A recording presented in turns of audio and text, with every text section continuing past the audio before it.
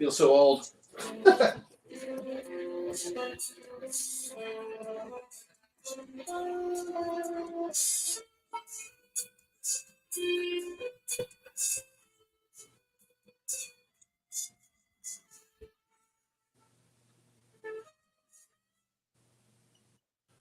Good evening, ladies and gentlemen. Welcome back to the Shadow and Sun Show. Welcome to another Thursday night paint and craft and chill stream. Just feel like getting some relaxing done with my friends out there in TV land and getting some stuff done. Thanks to you guys, I have the motivation to really, get some crap off my table and into another table, I guess, because I'm running out of room. But I've got almost 110 some odd miniatures I got done, and well, I'm not done, but they're showing some distinct progress over the course of about a month, and that's a big record for me. So I'm going to give you guys the credit for inspiring me to get off my ass and sit down here at the table. So as you can see, as always, we got Omen hanging out, the big O. How's it going, brother? Oh, you know what? I feel old. Welcome to the club. I didn't get a nap. I'm grouchy. No, I was grouchy for about 4 hours straight, which is very unlikely or like me, but got it situated. Problems with the package, but the guy's going to be cool about it and resend it. So it's all good. I wasn't going to get to read it today or tomorrow or even next week anyways, but I don't know about you guys, but there's something about getting like a package in the mail and it all goes smoothly.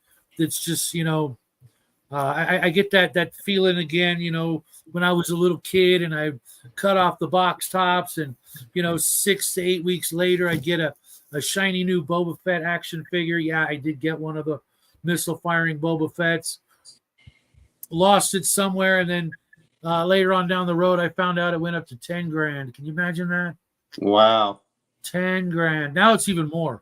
If you've got an original Boba Fett with the little missile firing backpack. That was like my favorite toy forever. I don't even remember what cereal it was. I know it was like a cereal that like abruptly, quickly like went out of business right afterwards. All I can keep thinking is I don't know if you ever watched the Robot Chicken, where they're talking about Akbar. It's like, you can't repel flavor of this magnitude. They did it. Star Wars. Do you remember the cereal Freakies? No, I do not.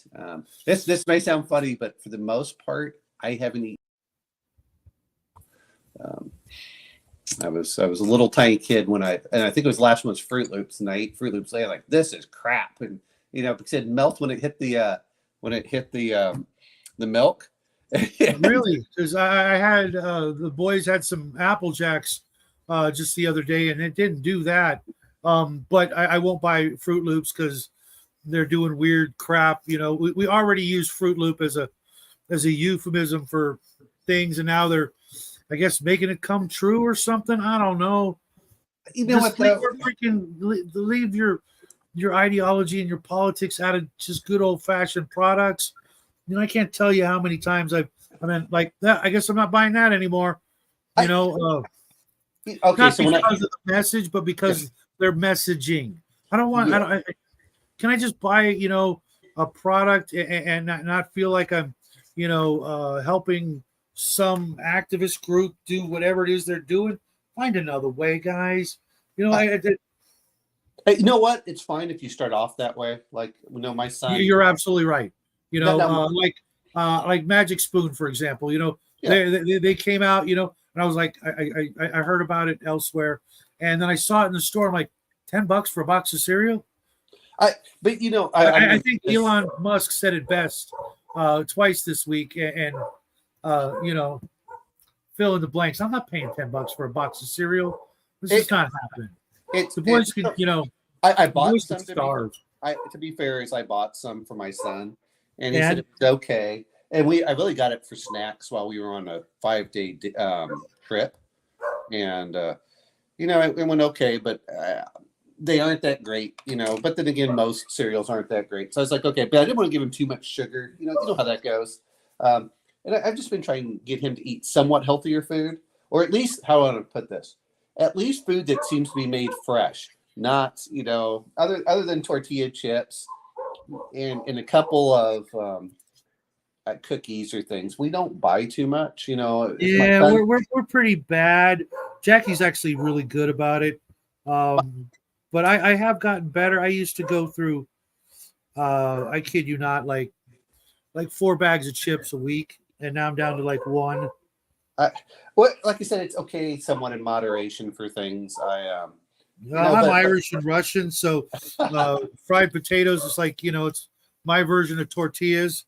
For those of you who know, if you eat tortillas, you eat tortillas every single day, every meal, and I didn't do that, but I cut out the corn chips, which are really bad for you, and I cut out Pringles. Those are really, really bad for you. So, like for my son, instead of trying to give him candy, I'll get honey, and like everything else, people are like, oh, honey's so healthy. It is in moderation, but my son was going through a gallon of honey about every 2 to 3 months. Yeah. I learned recently that when you're craving sweets, you really should just eat some fruit, and I'm trying to do that. We do eat a lot of fruit here. Good. So, and even the chocolate, I've been, cutting out a lot of. Bo, I'm not crafting per se. If you want to, feel free. I'm going to try to knock out some more of these minis on my table. Working on these little bird guys from Shadows of Brimstone. Where's the camera? Oh, that's cool. They got laser rifles and they're little like pterodactyl dudes with like metal vests and laser rifles, and I've got a bunch of snake men I'm working on, and a bunch of these cultists that are kind of cool. I like these guys. They've got plague doctor masks and the man catcher.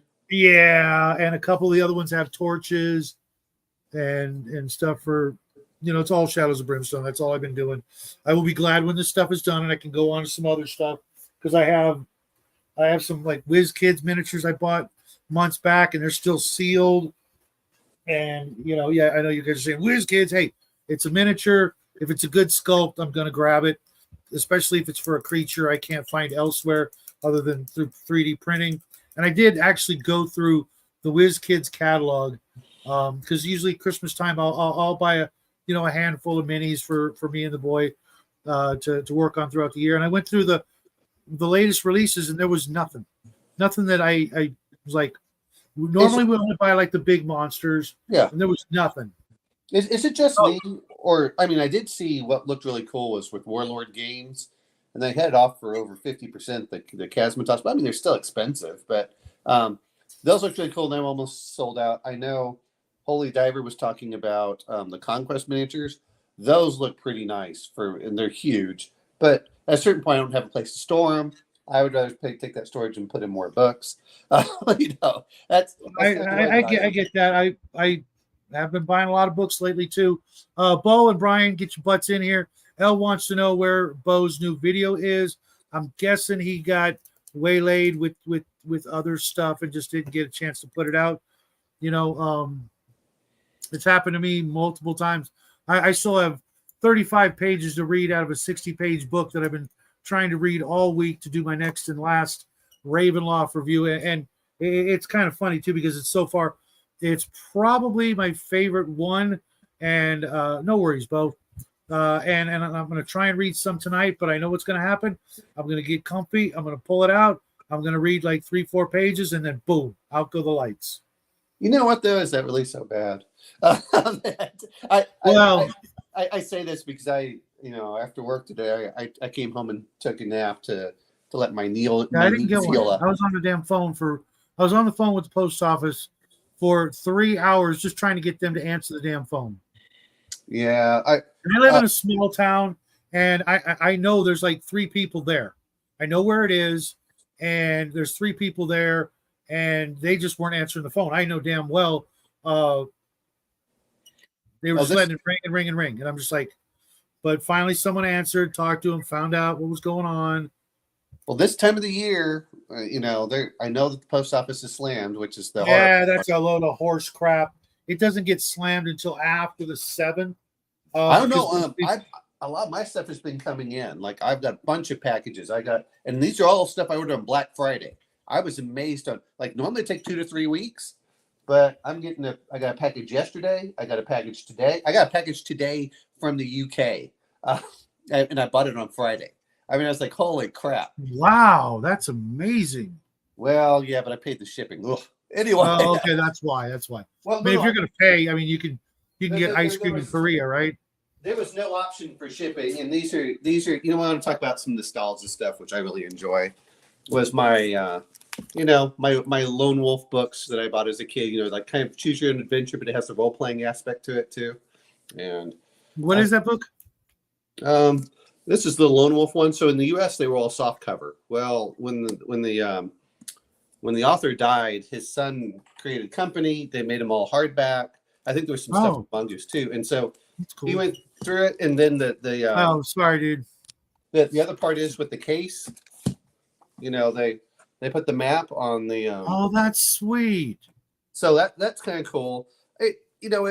And I was like, look, it's one of those things I love. I went through it, and they were half off. No, when I say half off, all it means is that basically I paid full price once you include shipping, but it made a big difference. But yeah, it was.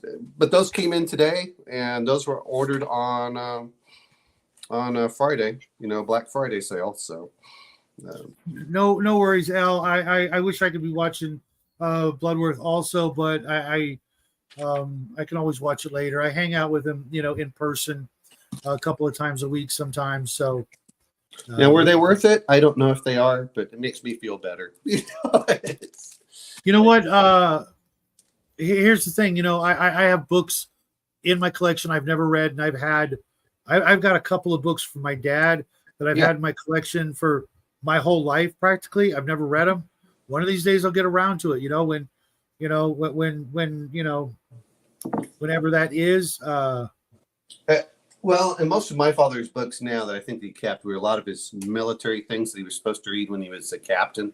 And we're talking, as a lot of people argue. I say some people in our community will argue about this, but it includes it includes, which they're saying, oh, you can't read this, but it included Mein Kampf, which all officers were required to read when they went to Germany. It included the Nuremberg trial stuff, showing all the things that were going on.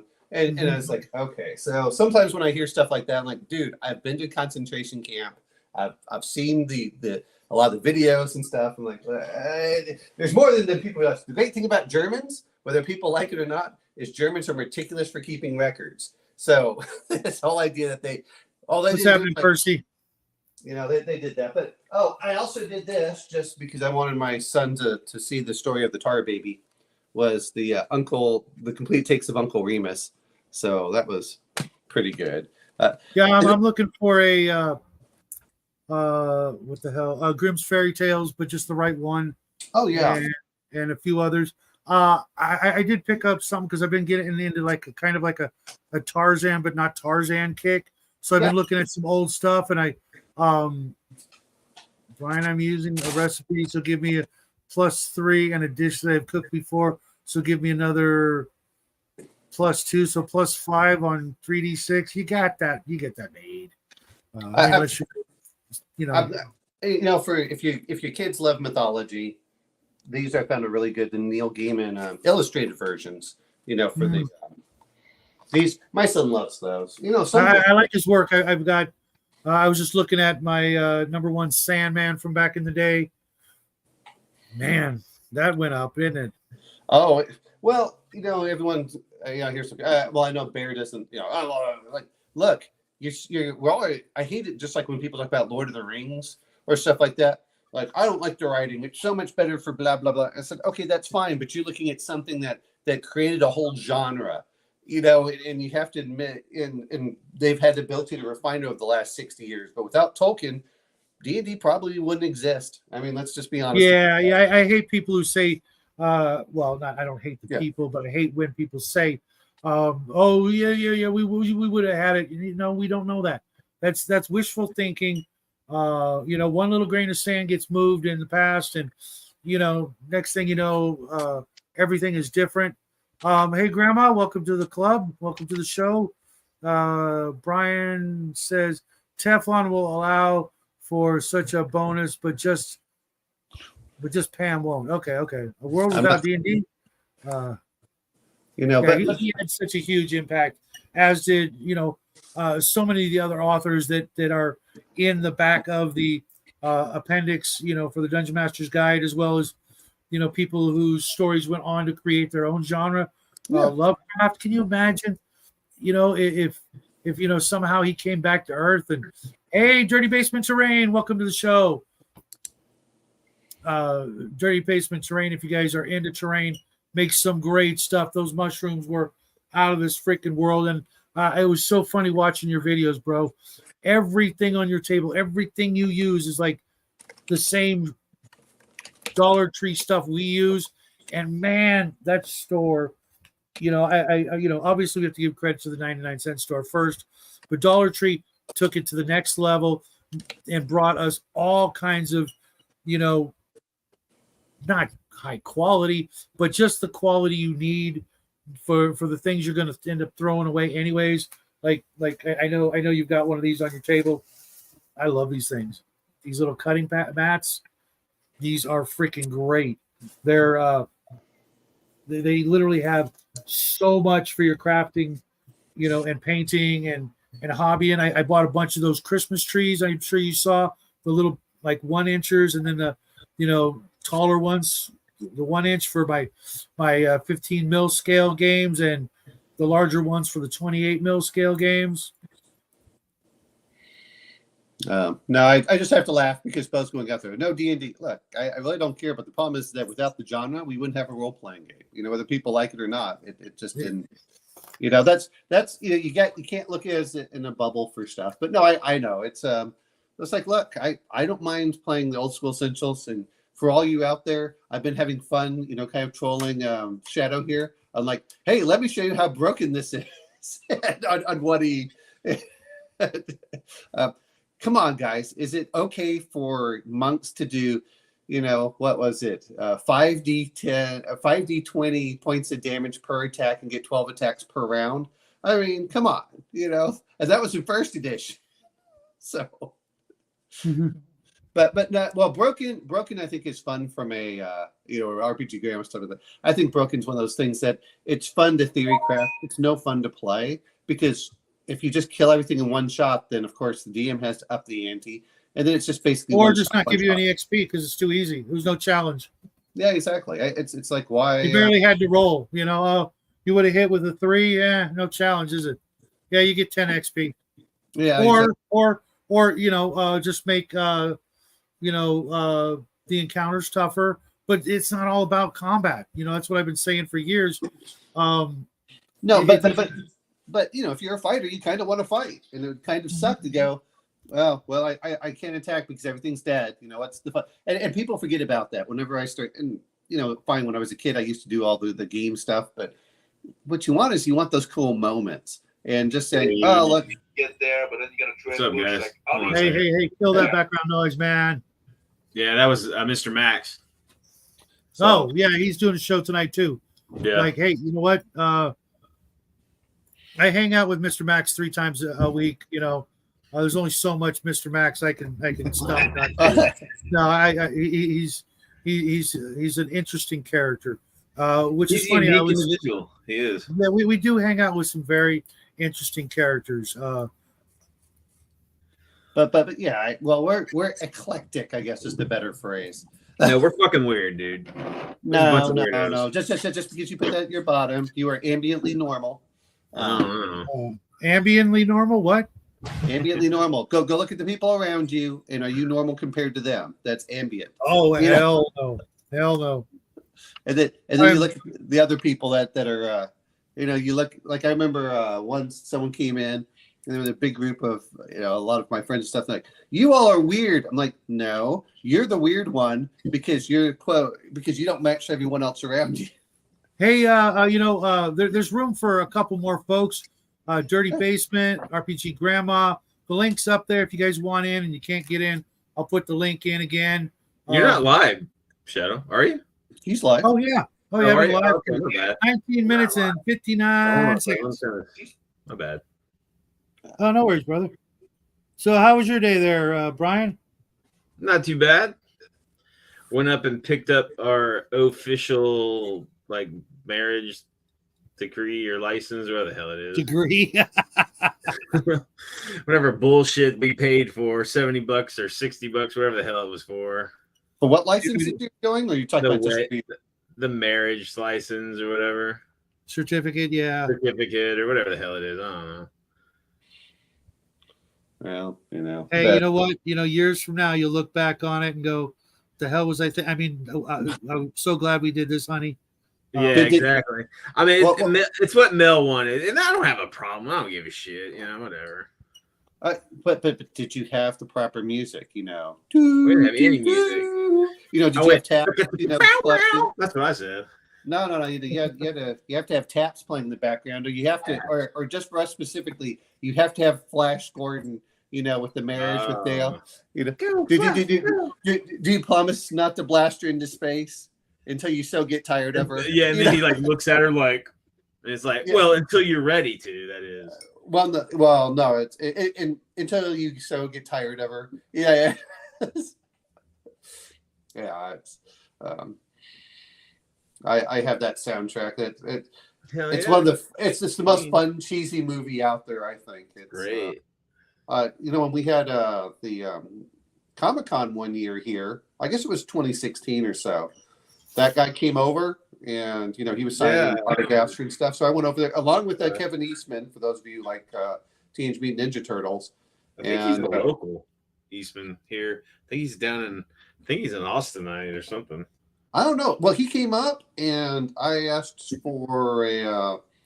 and they were giving out free posters or whatever. Anyway, he didn't do it, but he talked about a very gracious man. He came over and said, "I really like this artist," and blah, blah, blah. And it was the military version of stuff. And I said, okay. And of course, he was signing autographs on the stuff for like $20 and things. I said, "Hey, look." And they said, "Well, you get one autograph, for coming through." I said, "Okay, that's fine." And it wasn't without paying.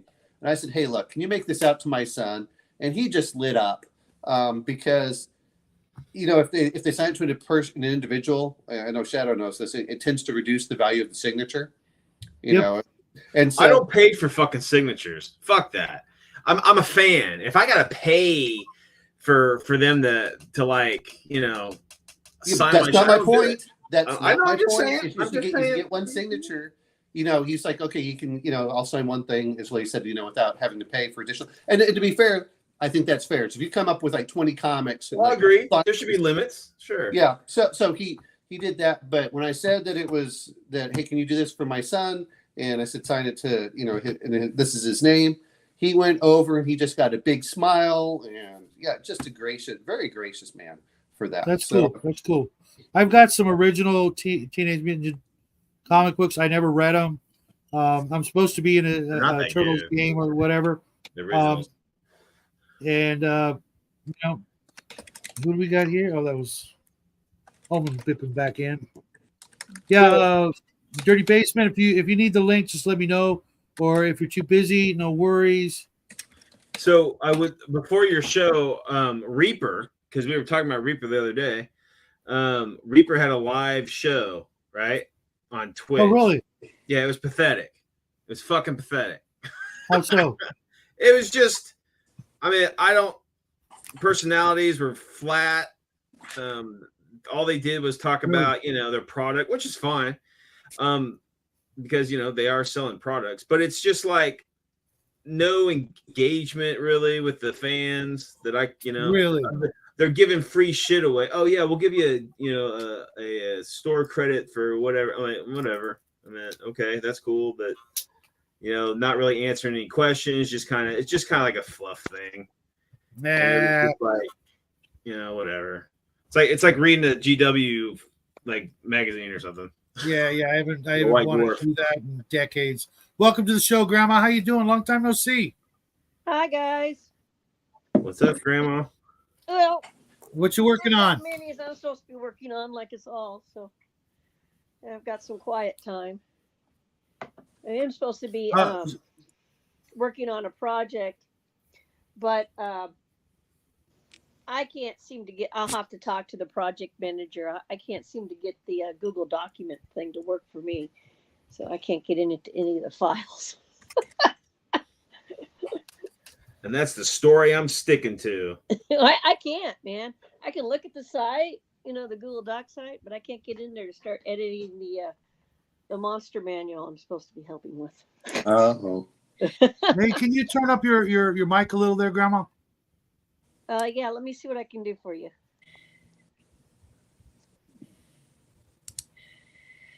Oh, can you hear me now? Yeah, a little better. Better? Shadow, can you change her settings? I think you can up hers on StreamYard.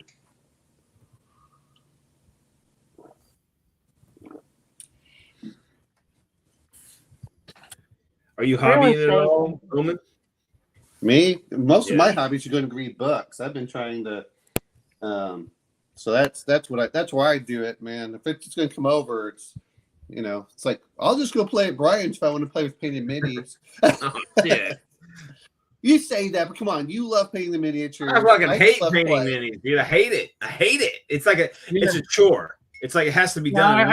That's funny. I remember you actually saying that when I first met you. Dirty Basement, no worries, man. We do this every Thursday night for about 3 hours.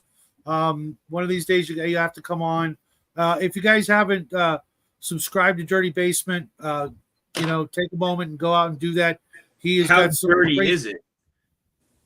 Check it out, man. I got built the screen. Is it naughty? Well, no, I just maybe I around some trolls on my table. I'm like, what are you doing allowing your kids on your table? They need to get off. No, I'm waiting for my scythe to come in. I think that comes in tomorrow, so I'm excited about that. Well, we might be able to show that off on a Saturday there, Shadow. Okay. And just for the record, where is it? It's right here. I've got the numbers for the challenge, but I need to do I think it's method 4, which is what 3d6 times 12. Because that one was longer, and I was trying to keep it all on one card, and it just won't fit. So. No. If you're gonna do it, it's method. To be honest, I like what is it? It's the one where you do 3d6 6 times for each stat, take the highest. That gives you the best. But actually, I was just looking at 3d6 roll 12 times. I forgot what method is. It's method 2 or something. Anyway, you do 3d6 12 times in the ranges you want. And I think that gives some interesting, you're not overly low stats, but it doesn't give you the super high stats in there either. Yeah, see, he says very dirty, Brian. Very dirty. I actually like. I want to see some 16s and better on your character sheet, just because it allows me to not be tempted to put those things in the game that raise stats. Because back in my day, you never came across those. I know is there an average, just like 10s down the board, 12 down the board? I mean, statistically, the average would be 10.5 per stat if you roll it 3d6 straight. Now, but it's real swingy, so you may get 4s and 16s, and it's way up. You get a lot of negatives, which is unlike Palladium. Because do you ever do so? You DMs out there. Do you ever put limitations on like minimums on certain characteristics? Because you got to think about this. Like if we're a crew on a ship, right? We should all be at a certain level on like the ship. You know what I mean? Like absolutely. I don't like having like 4s and 5s and 6s below average numbers on a character that tends to inspire the players to play that up, as opposed to if you never said anything about it, some of those dump stats, the GM would never know about it. But you get that 3 wisdom, and you gotta role play that, not the 15 charisma. Shut up. You know what I mean? Just I don't want to hear the certain. You know what I mean, Grandma? Yeah, I know what you mean. I think it depends on the player too. Right. And what kind of campaign you're doing. I think the other problem is that one is low stats seem to dominate more than high stats. I mean, that sounds funny in the most cases, unless you're doing high charisma. Right. No, people seem to think that it's the opportunity to play, a buffoon or a fool or, something to that. Well, I was just more like the captain of the ship would just be able to tell, like, okay, this guy's a fucking idiot. I'm not going to have him on my crew. So right. You're automatically not even, on the ship because, he could tell you're reduced in whatever, feed or facet or whatever. I don't like really low stats, but I will say something. And I know that Chad was talking about this when we never found him in our game. Well, we didn't either. But in retrospect, looking at a lot of the stuff back then, the expectation is you would find magic items to raise up your stats. So it wasn't as critical to roll high stats at some point. But those are certain things we don't do. And I think part of the problem that we have is I don't mind a weak wizard. The problem is when I was growing up as a kid, the dump stat was always charisma. And in retrospect, charisma is the most powerful one. Yeah, that's so weird because I always always put charisma as one of my highest. What's up, Cal? Welcome to the show. Go ahead, Grandma. I don't even get the whole. I don't know.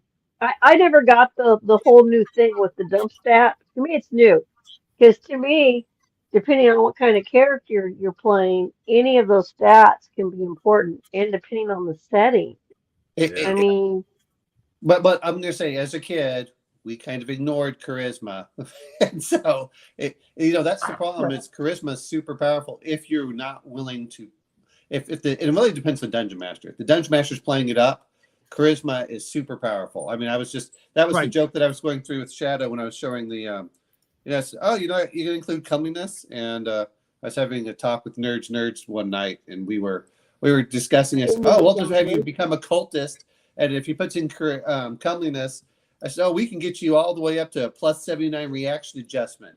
And it's a base 50. Like, look, people are just throwing themselves to die, and it's like, oh, it's triggering, man. Triggering. Play a D&D with comeliness rules. Yeah, watch people get triggered.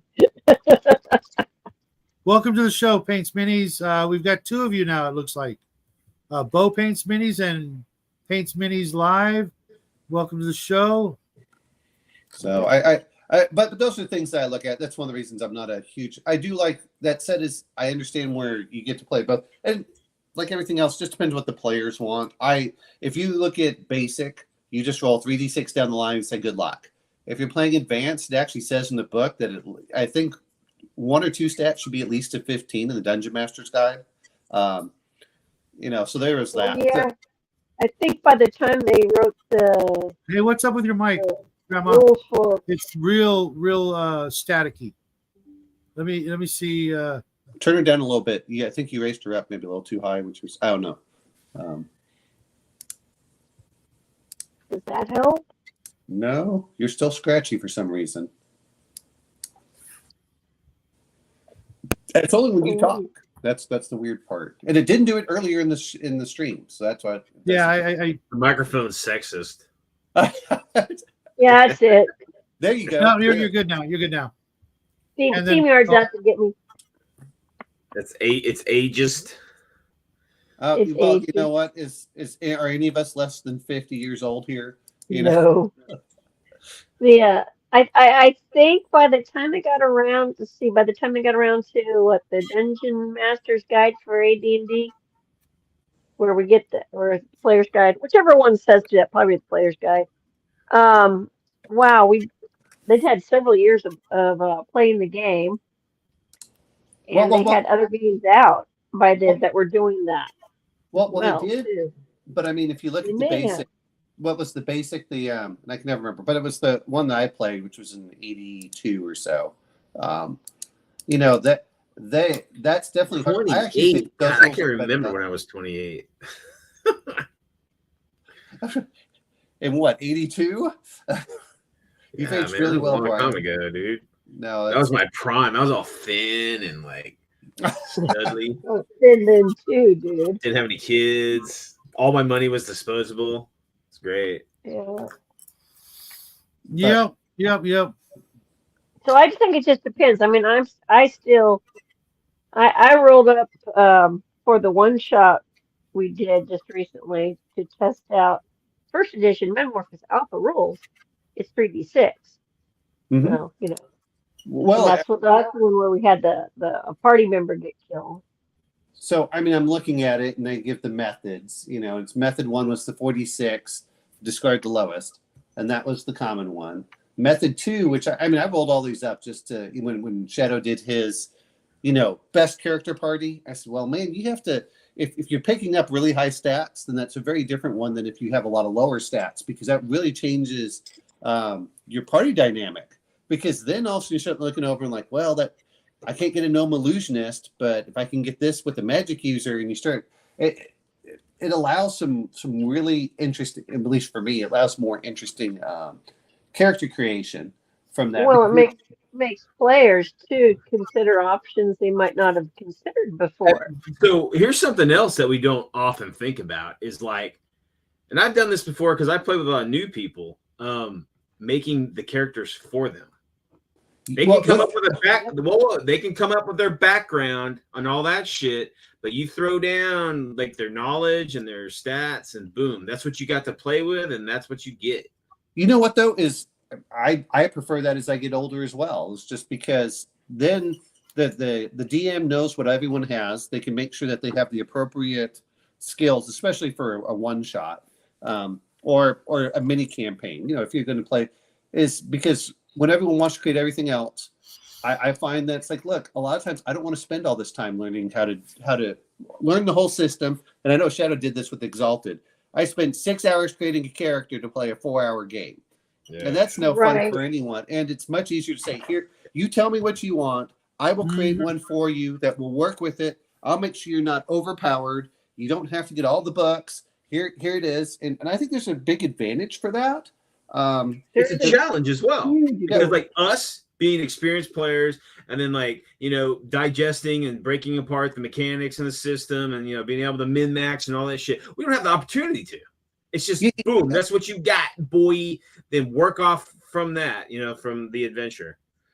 Well, exactly. And then as a DM, there's nothing worse than you create a character and then find out, well, I put all this in this skill or something that's never been used in the game, or I've done this, and that's kind of disappointing as a player. But it allows you to go in and say, okay, you want to play an archer? Here you go. I've made sure you got some cool archery skills. I've made sure that you did this. We're not getting it completely out there. But I think if you see your character and you see like a stat or whatever that you're like, what the hell? And it's good. Let's say you're nail painting. You got excellent skill in that or some shit, right? Well, you're gonna like, okay, my character is excellent nail painting, so they're gonna try to at every instance to use that skill in their character, and that it shows a reflection of that trait, because that player wants to use stats that are good that they have. So in their adventure along the way, they'll use those specifically because that's what they're good at. Yeah, but I mean, let's be honest. I'm going to be able to do nail painting. Okay, congratulations, you painted some nails. That could be a facet of like charisma. You can show these the queen. You do her nails, and she's oh wow, that's so great. You're such a cool person. Why are you here? And oh well, I kind of needed a horse. Can you hook me up? Oh yeah, let me hook you up. You know what I mean? It's almost like a facet of a different skill because you have that skill. Well, my point on a lot of these is if there's not a mechanical advantage, then it should just be put in as this is that if you're playing a game and you have certain limited, is that it needs to have a good, effective thing. That's one of the reasons when I start seeing Palladium and they'll put in a lot of different just odd skills, like, well, that's just to round out your character. I'm like, well, then why don't you just tell your character has to have, you have to get 1 or 2 skills in this, in a, like whether it's domestic or whatever. Oh, okay. I have a bunch of skills in there that don't really affect the game, but they're there just to round out my character. It's like, oh, I can play the trumpet. Fantastic. Is that going to matter when you're in a space game? No. But I don't know. I mean, I think that could be like a bard situation, like the crew. You can give the crew some morale boost when everybody's on the downtime. From a personal experience for around people that play trumpets, it's my view is that, and then they ate him and there was much rejoicing. Hey, real quick, Dirty Basement. Easy D6. That's DM Scotty's game, right? Yeah. I've been looking at it, but I've got so many games already. I mean, Is that Runehammer? Is that the crit? Okay, the so I want Pulp Alley. I want Easy D6. I've got like a list. And I'm like, and then I look at my book I already have, and I go, oh my gosh, okay, I need another game. I played Pope Valley, Grandma. Yeah, Pulp Alley was really interesting to me. Speed Paints 2.0 are my new favorite paints. With a good zenithal, it just makes your life so much easier. So much easier. You're cheating. You know what though? The whole point of painting is to put something on the board so you can play the game. Unless you're a true hobbyist, like I don't really care about playing, which is fine. That's two different things. But I was not the person as a kid, as I always looked at what were they? The 1 in 400 or whatever. It's like, oh look, you can get the Nimitz and you can go put it together. It's only got like 1,400 parts and glue it with everything. That's nice, but I just don't want to put that on the shelf. But man, apparently they sold enough of those kits that you always found them I found those more at hobby stores than I did the D&D books in most cases. But I still enjoyed the old plastic 1 in 72 soldiers, and I was always, I was like, all right. Like Airfix? Yeah, the what? Airfix miniatures? Yeah, the little Airfix ones, little armies. It's don't funny remember because it you was guys in the mentioned early 80s. Airfix. In my experience growing up in North Texas, Airfix was not fucking on the board. It was all like Ertl and Eschi or something like that at least at 172 monogram at 172 scale. But Airfix was just not on the board at all. Probably because they were kind of crappy. I think that sort of rubbery plastic back before Bones was a thing, and they would come out warped, and we didn't know about everybody, man. That was what was back in the day. So I remember the little army soldiers that you have that were they were terrible, but I also remember the ones where it was I guess they came in packs of 50 for the soldiers. They're 1 in 72. You clip them out. And I thought, while admittedly they were soft plastic, I thought that they actually looked pretty good when you zoomed in on them. They're good looking. I found that like Airfix stuff like that. Yeah, the paint would just rub right off. Yeah, flake off if they bent. Yeah. Yeah, I've got some. I think it's Airfix, and I made a little army out of to try out. I forgot. I had like whole battalions, when we would try doing it. Like, how many Germans, how many Americans can we get on the side?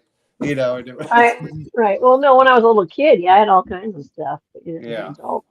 This is when I guess I was between 7 and 10. And we would make rules on how it went through. And that's really got me going into the miniature wargaming, was that and the sci-fi stuff. And so when Star Frontiers came out and it had the chits, I was like, oh, this is cool. I can afford this. And I get maps. And they use the maps in the modules. Awesome. Awesome, right? It was, and some of it is, my father used to scream at me because I would go into the backyard and I would tear up the lawn, and so I could put in, the trench line and stuff. Yeah. I totally did that in the flower bed all the time. And so he'd walk out there and there'd be this line where there's no grass, and he's like, ah. Yeah, I built all kinds of earth forts and stuff. Yeah. Oh, yeah. And they don't even have to be that big. That's why sometimes, I notice everyone keeps getting bigger and bigger for scales, which I think is really for not a good idea.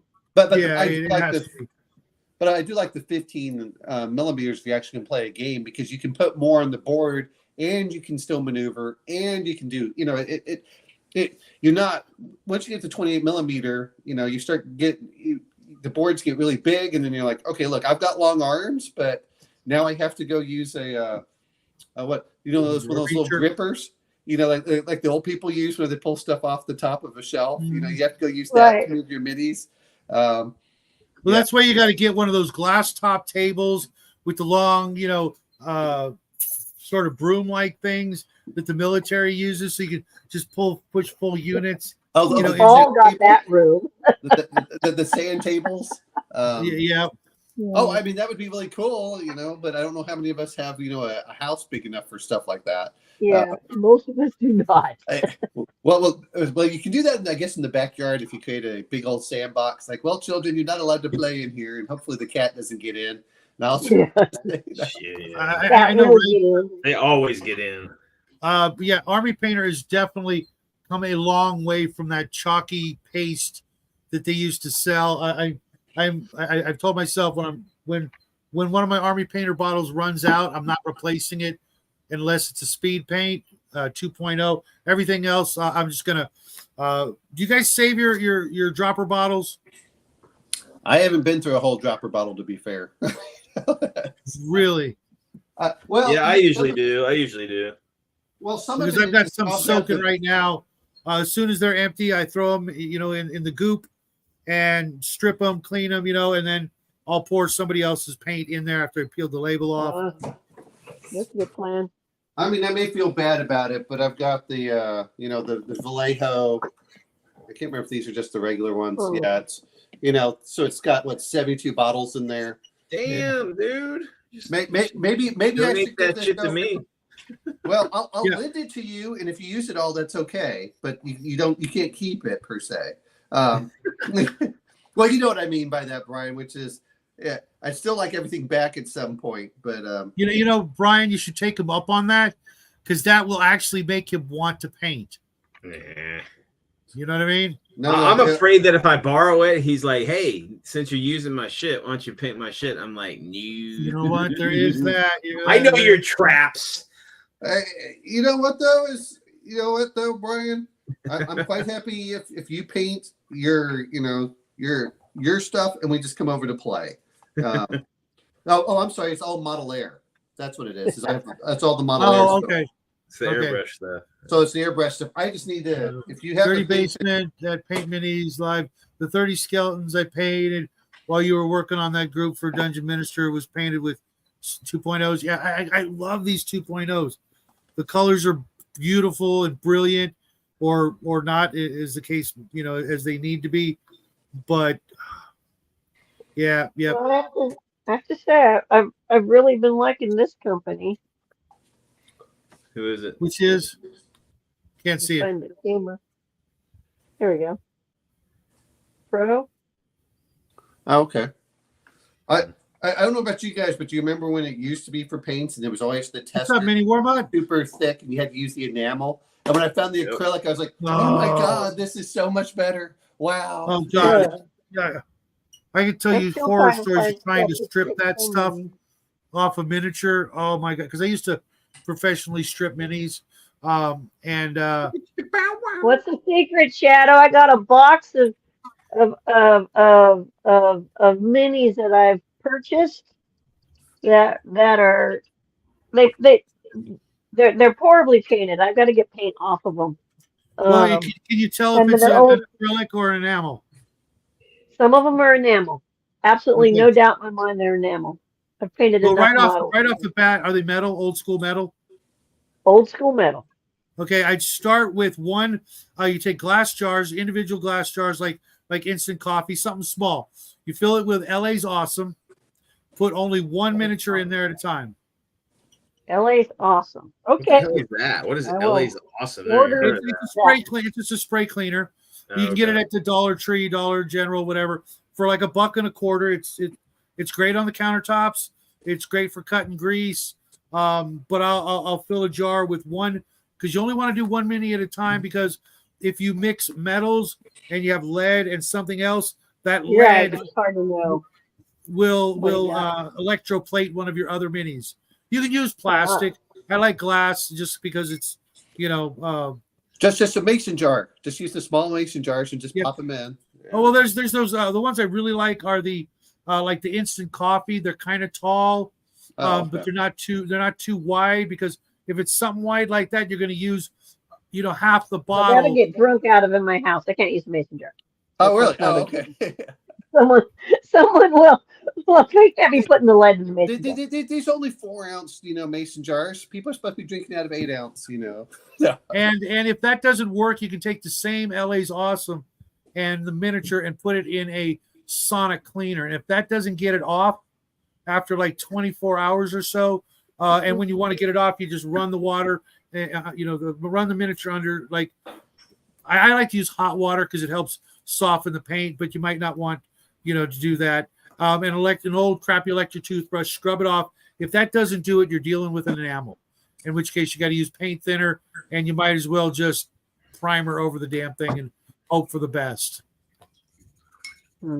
All right. I always use acetone. All right. If it is an enamel, yeah. I've heard brake fluid. I've done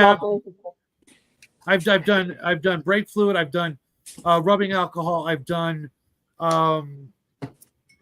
simple green, Pine Sol. You name it. I've tried them all, and LA's Awesome is the gentlest, but yet the best. I've used all kinds of citrus tree greasers and all kinds of expensive crap, and it turns out the unicorn that I fixed up. A lot of them I just painted over, but some of these that have come in, I'm like, oh my gosh, someone just dumped a bottle of enamel paint on me. That's how we used to paint. Don't get me wrong. I loved when people could do enamels, but man, I'm like, look, there's a reason I want to use water. I don't like poisoning myself, Yeah. I think I was for the unboxing for ClareCon. I was there for that.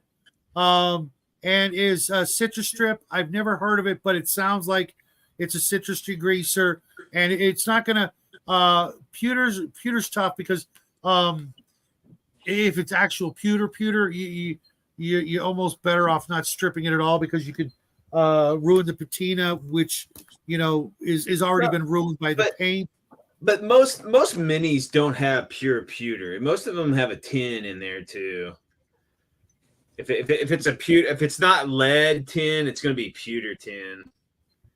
Yeah, and I prefer some of the more white metal type stuff that's more or less just mostly tin, because they strip easier and they still look shiny.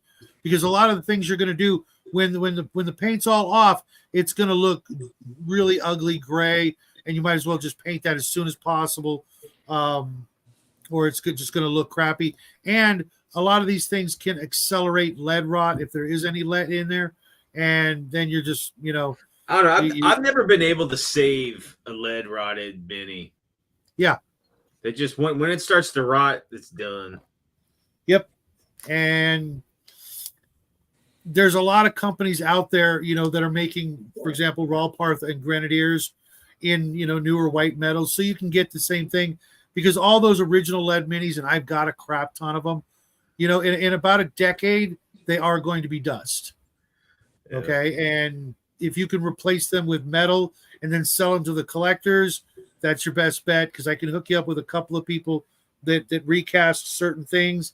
And, I'd rather have, in my family collection long after I'm gone, stuff that's going to survive. I'd hate for, one of my grandkids to open up a box of minis and there'd be nothing but powder and dried paint, Yeah, because I got like a Sapphire Fleet that's pristine, that lets lead, that's never been painted. Yeah, I've got a couple of those boxes myself. And the only thing you can do is hurry up and paint them, seal them, and make sure every there's no air getting into the metal. It's all completely coated one way or another, and then clear coat it and hope for the best.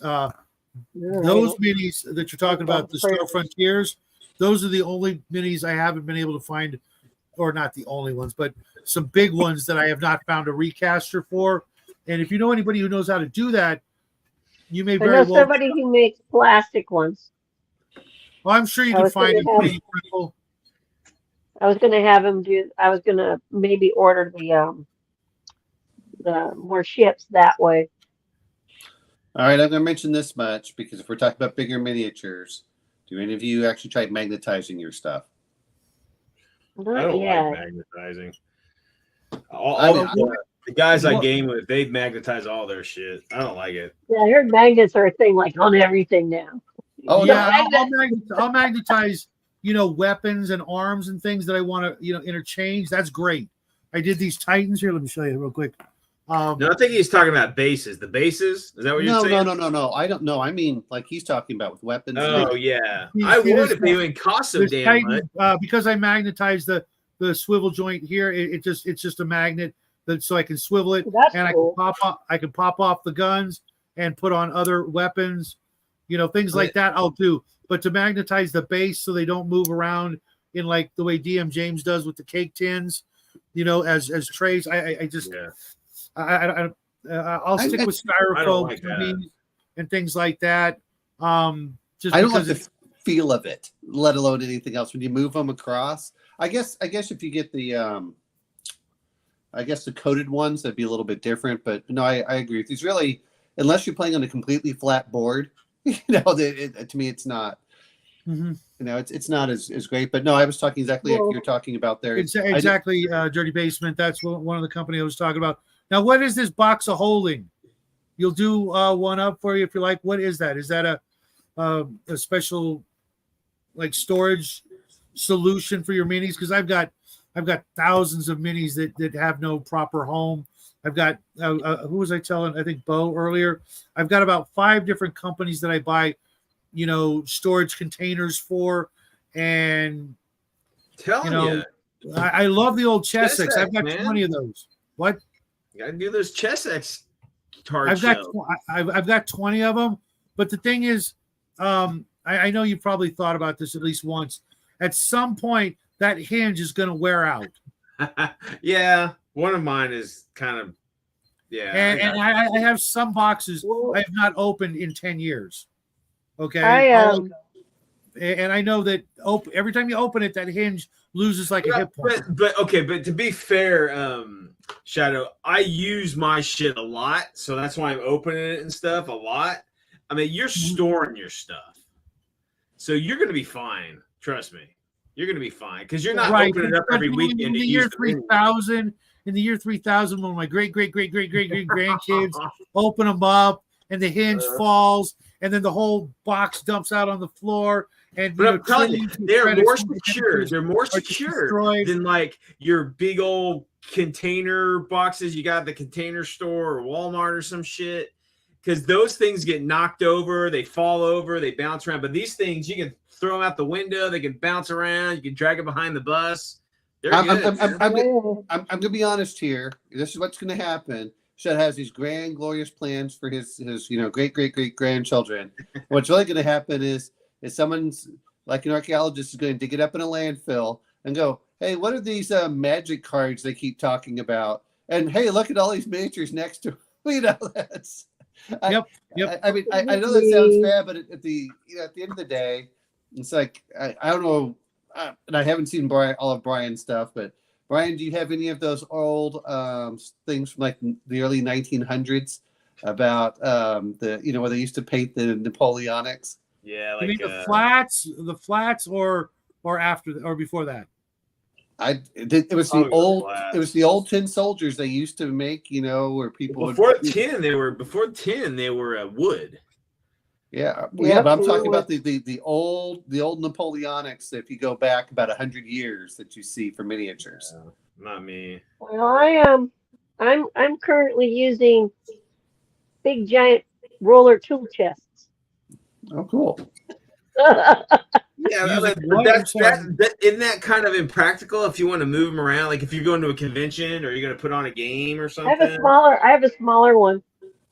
Yeah, so you have to so with that you got to pull all the stuff out into a smaller container to take it to wherever you want to go. But yeah. Yeah, storage is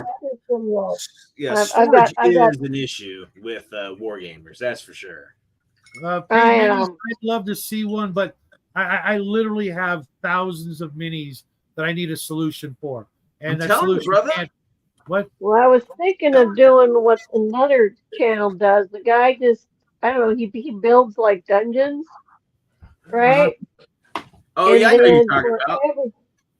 Every dungeon, he has a box that he's created that whole dungeon or whatever it is, right? Diorama set up fits into with all the figurines, all the stuff, It's just all in there, marked, set up, and then he puts that away until he needs it, and that's the box that goes.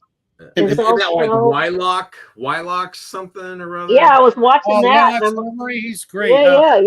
I haven't talked to him in a while. I should see what he's been up to. So speaking And I of like him, his clip-on walls. That's like okay. Yeah, you know what? That's what I we got need to do. plastic. I like what he does, but ever since I saw Dungeons and Lasers, the modular plastic walls and floors. I've got those too. Yeah, they're not gonna if they get wet, they're not gonna wilt to be I don't know, destroyed. man. It's like if you're gonna miniaturize a dungeon, you're gonna go broke, man. There's no way to do it. I'm going to ask you a question. No way to What paper about mini before. Dungeons and Lasers is the way to do it. Cardboard? I'll never need to buy any more Dungeons and Lasers, but I'm gonna buy more Dungeons and Lasers. But I'm telling you, man, there's just you will never be able to You know what happens? What ends up happening is your dungeons end up being the same damn thing all the time because that's what you got. I'm going to bring this up. There is that. Brian, write this down. Write this down real quick. My son and I have done some videos of our Dungeons and Lasers. Go look at our video called Lair of the Green Dragon.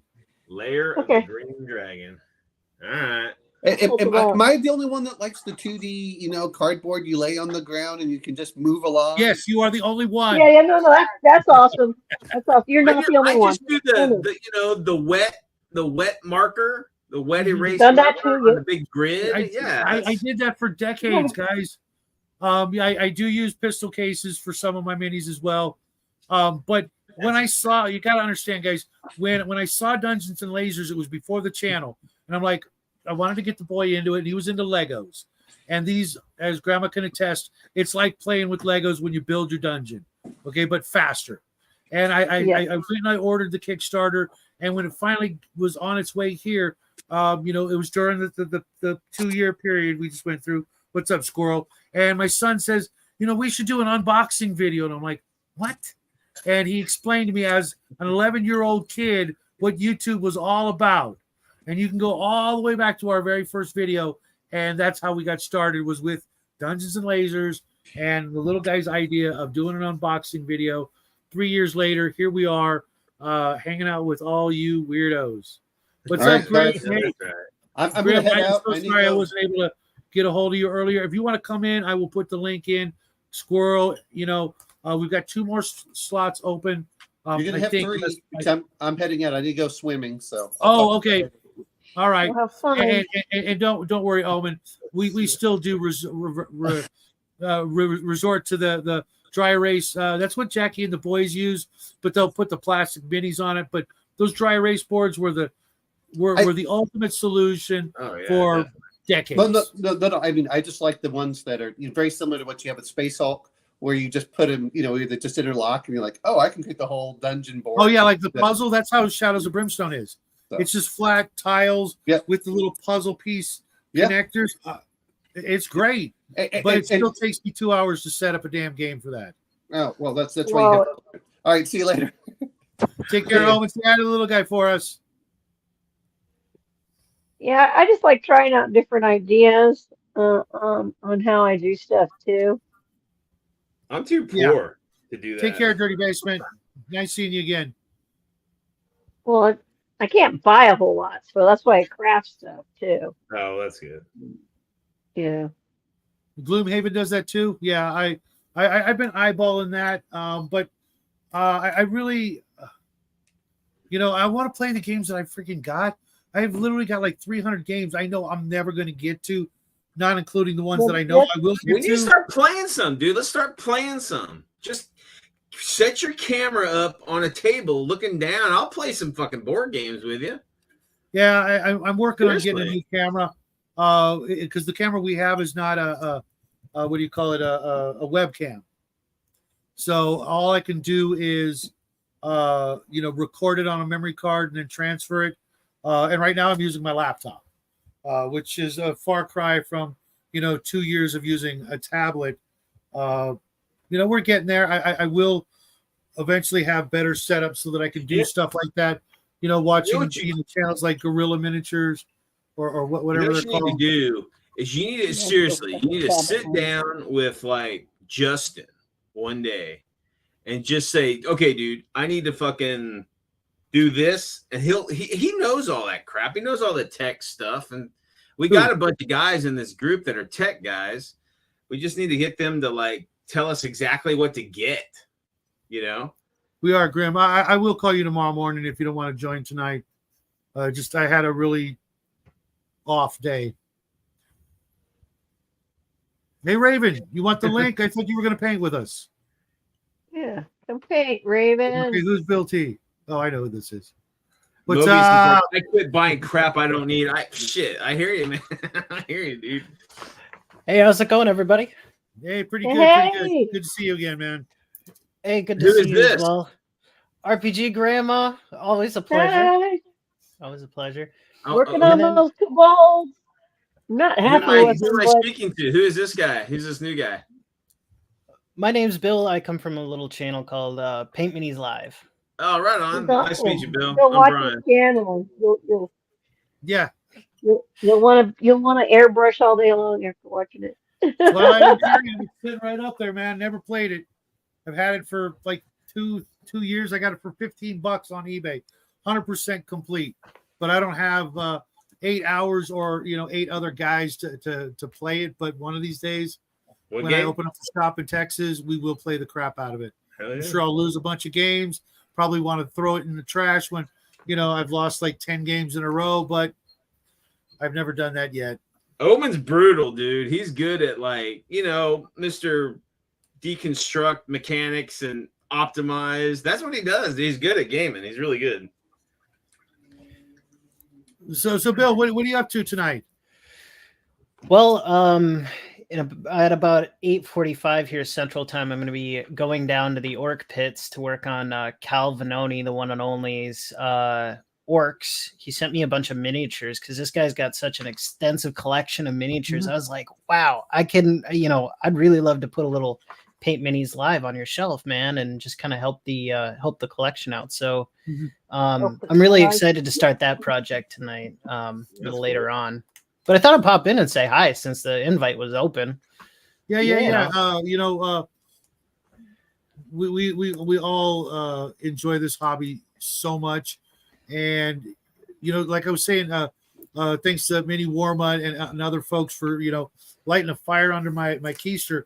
I got a lot done this last 3-4 months compared to the previous year. Just compared to ever, right? The only time I painted more was during the thing that just went by. There was a part of that where I was just painting up a storm, and then it slowed, and now I'm painting even more. Mini Warmut's October challenge was just a blast and what a really good I guess networking opportunity for other it's funny too, artists on YouTube. I was doing a put up or shut up series the week before that, telling myself and anybody who wanted to listen, to stop doing so much of this and start doing so much of this, and it was from that point on I just I'm going to get some stuff off my table because I got the next Dungeons and Lasers Kickstarter is going to be here in like 2 months, and it's over 500 minis that I've got to assemble and paint. Oh, my Lord. Because there's like 4 factions, and it comes with a crap ton of stretch goals. The first Dragon Turtle mini I've ever seen that isn't like this big. The Dragon Turtle, I kid you not, is like the size of a real turtle. Dang, like a real, proper Gamera size then. And I got an extra one for Grim as a Christmas present because he was there when I was doing it. Like, dude, can you get me one? I'm like, yeah, not a problem. He's done so many cool things for me, and I mean, I at one point I almost made a Dragon Turtle out of like a turtle shell and some other things. You kill a turtle and you just taxiderm it. There you go. I mean, have you ever seen a decent Dragon Turtle miniature that, inspired fear the way it should? I mean, I remember back in the 25 millimeter days where a Dragon Turtle miniature would be like this big, about the size of a silver dollar. And you put it on the table and the players are like, what? You're kidding. Representative. It's like these Not- mini not- lines. not These actual. mini lines will make a Cthulhu, and he's like, this big. I'm like, the guy's supposed to be, up in the stratosphere. I was like, what the hell? That's what sometimes you do. Just have to craft stuff, guys. Hell. At least get it half the brother. size it's supposed to be. Mhm. So Some say stuff I is don't. really- I don't think I've met you, Mr. Upper Right Hand Corner. It's I am nice to meet you. me. Yeah. Yeah, Brian Oh, from that- Weird World War II. Oh, Brian. That's Okay, me, gotcha. dude. Gotcha. Yeah. All right. Gotcha. I'm I've the seen other you. Brian from the mini Warma era. Right. Yeah, Yep. let me kill this Yep. so everybody can see who everybody is. Sorry There we about go. Nice. Well, it's great to meet you. Yeah, you too, man. that. Yeah, I only hang out with the best of people out there. And The weirdest. Mobius, welcome to the show. Nerds, long time no see. Nerd. You hang around with us though, you're going to get corrupted. Just be forewarned. We are a bunch of maniacs. Only the highest caliber nerds. It's true. That is. See, I'm not a nerd. I'm a geek. I'm not smart enough to be a nerd, so I have to stay in the geekdom. So No. Cal says he can't wait to get them from you, but he says, "Oopsie, I need to leave." Raven, what are you doing? Get your ass in here. Yes, top shelf weirdos. Say, Brian. I was What's just up? wondering, what are all the boxes behind you on the shelf? Are those? They look like. Are those houses or like? yeah, like those train are sets? those are the Miniature Building Authority. Those are all like pre-painted, like 28 millimeter like buildings. Oh, cool. Yeah, they okay. have- Cool. Back in the day there was a gaming shop that was going out of business, and I bought like all this for like $10, $20 a building. And there's all, they're massive, they're huge, and they're Nice. in like Oh, styrofoam and they're all pre-painted. I'm like, Gotcha, Cal. yeah, look it up. The Miniature Building Authority. So yeah, there's a bunch of that Okay. behind me. But I got Okay, tons of Those Oh, are those from the plaster days when everything was? no, they're like a resin. They're like a resin, like a So hard they're resin. not like the old Scenoramics. You remember those, Grandma? I remember seeing Probably. That that's that, like the that greatest candy. brutally hard, It's all my cheap ass plastic that if you looked at, they would crack. That's Oh, a yeah. collection, man. Holy man. 40 That's plus years, cool. brother. 40 plus years in doing this crap. Yeah. Hey, And hey, then I've hey, got hey. all my minis are over here. All those are all Chesek boxes right there. Wow. It's not crap. It's stuff. Other people's stuff is crap. That's true. Yeah, right. Yeah, very cool. Very cool. Yeah. All that over there are my vehicles, all of those totes. Nice. All sorts of shit. I recently picked up a laser cutter and engraver, and I'm hoping to very like cool. do some terrain stuff with that in the future. But I'm gonna be doing these boxes of holding here. Hopefully sweet. by Christmas, I'm gonna try and Can sell you those show guys. us one? And can you make them like? Well, I can only do a screen grab because like part of I've only made one prototype of this thing so far, and I sent it okay. to Dungeon Minister. It's a custom laser cut box with a shelf in it, so there's no hinges. It's just like a pull out drawer basically in a Oh, box. And okay. then I did a custom paint job on the top of it. I was hoping maybe I could figure out how to do a little screen share or something with you. Yeah, that's cool. Yeah, my let me buddy, my best friend, he's a leathersmith, and his channel is Road Agent Leather, and he gets like these companies will send him like he's got one of those giant like laser cutters, the massive one. They have like the grill on the bottom, and it can like burn into wood and leather and metal and stuff. It's huge. It's massive. Yeah, yep. And he Is uses it that open to, air like, or one of the ones with the pull up? it goes hood? it moves around like that, and it's like on a Yeah, chain. yeah. Okay. And he pulls it up, and it's got like air ventilation, all sorts of shit. And But yeah, he like cuts out, like patterns for his leather, and then he'll like make, baubles or whatever to put in the leather out of metal or wood or whatever. It's pretty awesome. Oh, cool. But he got it like for free. So I'm like, really? yeah. It's always good. I had to pay $700 for my Snapmaker 1 3D printer CNC. I have yet to use it. You have a 3D printer? Yeah. I got one here too. What the hell? I got it. It's an FDM. It's on a shelf. What you're seeing right now is the old Gronard syndrome. They want to buy the kick-ass shit, but they get it, but they never use it. Yep. Well, no, we were printing. We were printing a bunch of stuff here. Oh, but my husband's in charge of that. So I had to have the chat, a live chat, a couple of live sessions ago. I had to have the chat explain to me what a grognard was because I honestly had no clue. Yeah, I'm so young and new to this stuff that like it's funny because it could vary. It's like dude. Dude could be like dude, like you're sad, or like dude, you're happy. Gronard can be interchangeable and it can mean different things to different people. But in my opinion, a Gronard is someone who's a little older in whatever they're doing, and they're kind of set in their ways. Yeah, and they'll like although they might embrace this new thing, very limited. They might embrace it, but they never use it. Wanted to get in here. Okay. First, welcome to was the supposed show. to be 3D printing one the of the greatest of the heat, greats. but I don't know how far down. Hungar the Santa Claus. Welcome. The Hungar calls. Hey. Okay, now I'm going to bring over Bill's image. Okay. Oh yeah. Oh, that's cool. So yeah, that was that's the outside of the box, and then let me see if I can kind of fast forward here, and then I did custom foam inserts on the inside. That's like a Chessex box. That's what these boxes are right here. That's what they look like inside of them. There's 2 levels of that. Oh, nice. Okay, that's badass. Yeah. And what's the foam? Is it just standard like pluck and pull foam, or is it something else? No. This is oh boy, what's it called?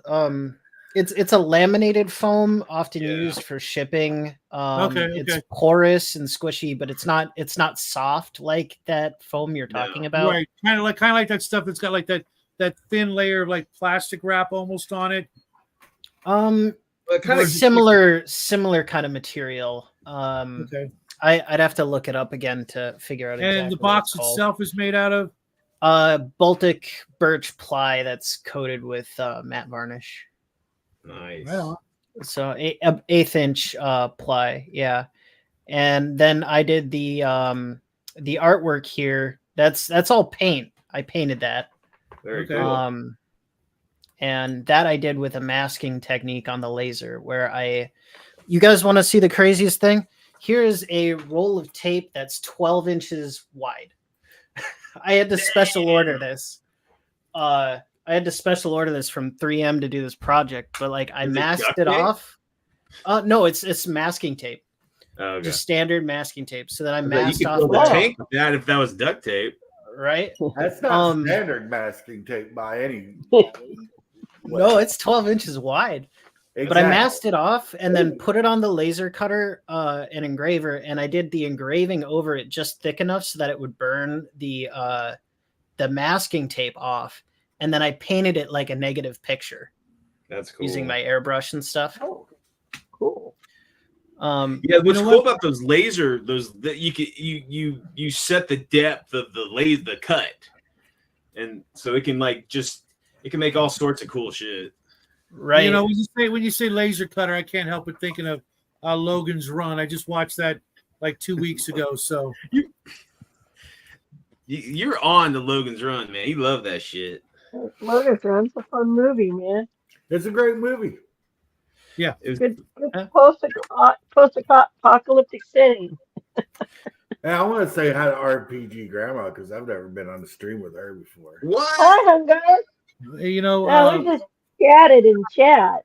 Yeah, that's my superpower, guys. Bringing great people together. I love those boxes.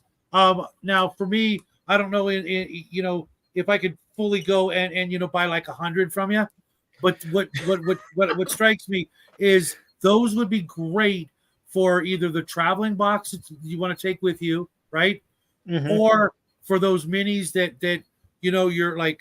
How big is it? Is like it like your a price- pizza box? like- How big's Yeah. the box? Oh, the box? Yeah, it's about like 12 by 20 inches, a bit shy Oh, okay. of that. I don't know the Good for a exact spec. 40K. Oh, sorry. 40K army box. That'd be awesome. Right, or your prized collection of the like the rarest of the rare, you know, kind of like Your know, Hungar so- mini.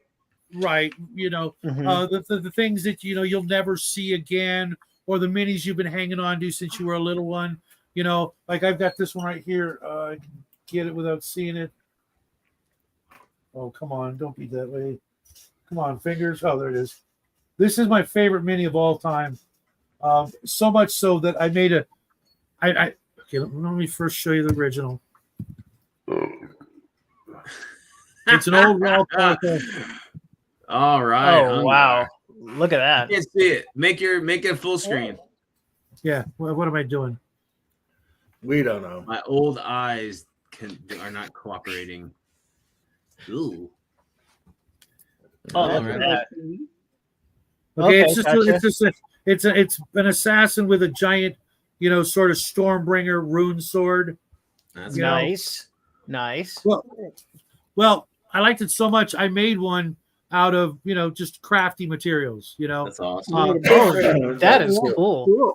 You know, it's made out of baby wipes, an action figure from the dollar store, and a popsicle stick. It's still cool. Awesome. Thanks, That guys. makes it even Nice. cooler. That's like my like go-to sort of trick craft material is baby wipes. I made a haster back here. Let me show you this one too. You just take baby wipes, you know, without a pattern, and you let them dry flat somewhere. We do it again. Look, why am I grandma? Grandma, sorry. Everybody's seeing your grandma. Extreme. Like, oh Big thumbs up. Bottom of a mini. Okay, this is Haster from Call of Cthulhu. that's cool. Okay, Oh, cool. Very nice. all this is Very baby nice. wipes, jeweler's wire to make the skeleton, and a whole bunch of milliput for the tentacles. That's cool. But I mean, it really wasn't that big a deal. I mean, it wasn't hard to do, but it turns out, you know, trying to get, you know, sculpt cloth and things like that, I couldn't think of another way other than just use cloth. And, you know, baby wipes are, you know, like a penny a piece. You know, you build a chicken wire sort of frame. I've used them for tents. I've used them for scarecrows. Instead of trying to actually get the skill to sculpt with milliput or green stuff, which that thing, that Haster right there, literally costs whatever it was in milliput and $1.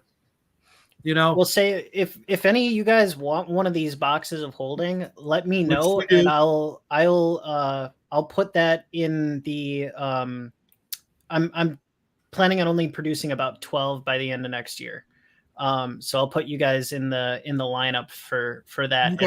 and try and make that Thanks, a Raven. thing. And it's on the house. If you guys want one, it's on the house. You want one, Hunger? I don't have the minis to put in it. Oh, okay. Well, you said your catch line is ask me about my mini. Well, I have a mini of Hungar the Starvarian. Oh, really? And then yeah, Sean, come on. Okay, now it's we- your turn to get can we big. see him? Yeah, now it's his turn to get big. Oh, geez, hold on. here's one. Here. Oh, yeah, that's right. Brian's got one. Go to Brian. Yeah, I don't have one myself. My brother hasn't printed mine out yet. Okay. Hold on, let me make you big. Everybody gets to be big tonight. Oh, nice. Nice. See it. The resemblance is striking, I have to say. There you go. Anyway, something like that. Nice. I like stuff and things. That's right. Tacos. I want more things. Yeah, it's free. You can download it on Colts for free. A Nerds Nerd actually made that. Yeah. I was going to say a Nerds Nerd who's up here somewhere in the chat somewheres. She is the coolest person ever. I really enjoyed a Nerd interview that you did, Shadow Sun. You're really good at those, by the way. She made that mini for me. I have one miniature. I have the Black Dragon from Arduin, Emperor's Choice. Yeah, Emperor's Choice Games. Okay, that is a sweet miniature. I've been eyeballing that one for a good long time. Which reminds me, I need to talk to my friends over at Emperor's Choice because I got to do some stuff. Those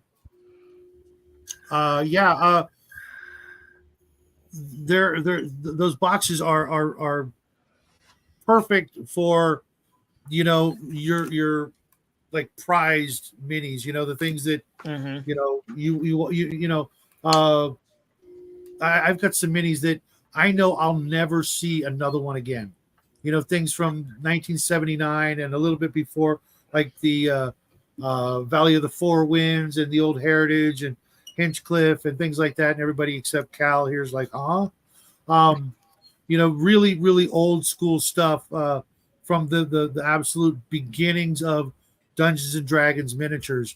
And I know I'll never see them again, never see another one of them again, except maybe, if I were to spend a year going to every convention, I might be able to grab some of this stuff. And I just, over the years, because I do a lot of eBay buying and selling of miniatures, or at least I used to do a lot more. That's how I learned about the stripping of miniatures. If you've got a miniature and you want to get the paint off it, I literally spent 20 years doing that for other people as a side hustle. And decades from now, those things are going to be gone. It's like number one Superman. There's like 10 left on the planet. Right. And each one of them goes for, $500,000 to like $2 million. Whoa, right? Way more than that, brother. Oh, it is? Bill, oh, yeah. I just subbed to you, bro. Oh, hey, thanks. I appreciate it. Yeah, I'll do that too when we're off. So, Bill, are you a gamer? Are you a gamer or are you just a hobbyist? I used to be a gamer. I haven't found a new home in the Twin Cities here, like a game shop to call home. So if you want a resident painter and you're in the Twin Cities as a game shop owner, give me a DM. What do you play? I like to play 40K a lot. That was the first game that I got into. Up after that is going to be I really, really want to get into Bolt Action really bad. Bolt Action's fun. What's your favorite 40K army? Oh, gotta be Chaos Space Marines. Which god? Which god? Oh, Nurgle. Gotta be Nurgle. Come on, Nurgle. Well, I did do up some Death Guard on the stream as one of our first guys, but I think honestly I'd have to go with Slanesh. Yeah. Well, you and my brother would get along. Yeah. Hey, Mobius, yeah. I have them. I have almost all of them. The old Gamma World miniatures from my brother is a big Slanesh. There's a couple I don't have, but yeah. Oh, there you go. Okay. I mean, Slanesh's like theme song is chicka bow wow. Yeah, I have the blue box. So I'll be showing those off next year with the treasure chest videos. But this the ancient history of games. It's going to go and disappear. So many horror stories I've heard of guys going off to college, right? And leaving their stuff at home. They come back and guess who's tossed it all? It all ended up in a landfill. Yep, mom. Or dad. My mom, mine and James's mom are cool like that because she never tossed anything. She just put it up for us because she knew she's a geek. Mm-hmm. So she's the one who got us into the whole geekdom. Right. And just as a number one Superman is worth, a fortune, some of these game items are going to do the same thing, especially like an original box set of white box of not AD&D, but of Dungeons and Dragons. Years from now, I think Watsy's gonna just flush it down the toilet. No one's gonna give a shit. Yeah, you know what? They're probably trying to do that for whatever reason, but it doesn't work. You know what I mean? Mhm. People will hang on to stuff and share it with their friends and their family. My family, for example. Hold on a second, shout ODG. I'm actually restreaming Shadwows. LEG, Yeah. you want to pop in? I got no problem with that. If you're over on Shadow and Sun's channel, the link is there. I'll pop it in there because Raven was supposed to join me and do some painting. I don't know where she is. I saw her over at Mr. Max. I was just doing a drive-by. I decided to pop in to say hi. You're my brother from another mother. You are always welcome. You're Oh, one of I the know. few people I do that that. I'll kick Brian out just to get you in. I do what I want. So say before you guys move on to other topics, I just wanted to ask. So Shadow, Brian, Grandma, do you guys want one of these boxes? I'm just gonna write this down. I'll be Hell honest with yeah. you, I'll take brother. it back. Yeah. Okay. I love Ask All them right. like 1,200 pieces a piece. I mean, I what do pretty you much think? use Chessex, man. I probably wouldn't need it. So have it go to somebody else. I mean, it's cool, but I just probably won't need it. Okay, Yeah, all right. I know the It's old awesome, though. expression, if you have to ask how much, you can't afford it. But just for Oh folks out no, it's on the house. I'll do it just to do it. Oh, Like, dude, that's fine. dude. You know what? You just earned yourself a permanent spot on the show. We do this it. every Yeah. Thursday. I expect Sweetheart, you here 5 o'clock he's the sharp. reason I know about Pacific Standard Time. these paints, man. He should Yeah, be So, like a boss Bill, of these. just really quick, Bill, I've been you're using gonna have them. to get used to people talking over each other. I know this isn't like normal civilized conversation. This is gaming conversation. So Oh, yeah, I know yeah. you're new to the group, but just it happens. Don't take offense because Oh, I'm Hungar rolling with it, has man. something to say, and the motherfucker's gonna say it even if you're talking. If you want to see insanity, tune into my show tomorrow. Oh yeah. 12:30 for the Okay. Friday. Eastern For the time. Epic Friday. Hungar's Chaotic Neutral Okay. live stream. You Tomorrow- have a part where Justin says, "Wait on, guys, hold on a second." Max was talking. I'm like, "What the fuck?" Tomorrow is What? fucking Friday, so What? I know, right? That was funny as hell. I'm just like, a nerd's a nerd. Don't do it, Bill. It's a trap. Right. All right. Well, Shadow, Grandma, I'm gonna just say right now, since it's on the house, I'm doing total artistic liberty on this bad boy. So just Well, a have that's heads up. funny. Knock it out. All right. well, shit. If you're gonna do that, hook me up with one and put one weird World War II, on the front. Yeah, and I'll yeah. pick it the cons and shit, and I'll plug it, brother. Oh yeah. All right. I Sounds do good. cons a I'll. lot. They take quite a while to make, so don't expect them soon. But No. I will put your name. Yeah, There's we're gonna be working on a new logo. So you could put us toward the back of the queue until we get something like that worked up. Okay. Because the logo we're using right now doesn't really. Someone No, made it it's for not us. you, It doesn't dude. really capture You need the to get that. essence of. You need to get the Yeah, artist who did that cover of that book you showed this week. Have him do something. Yeah.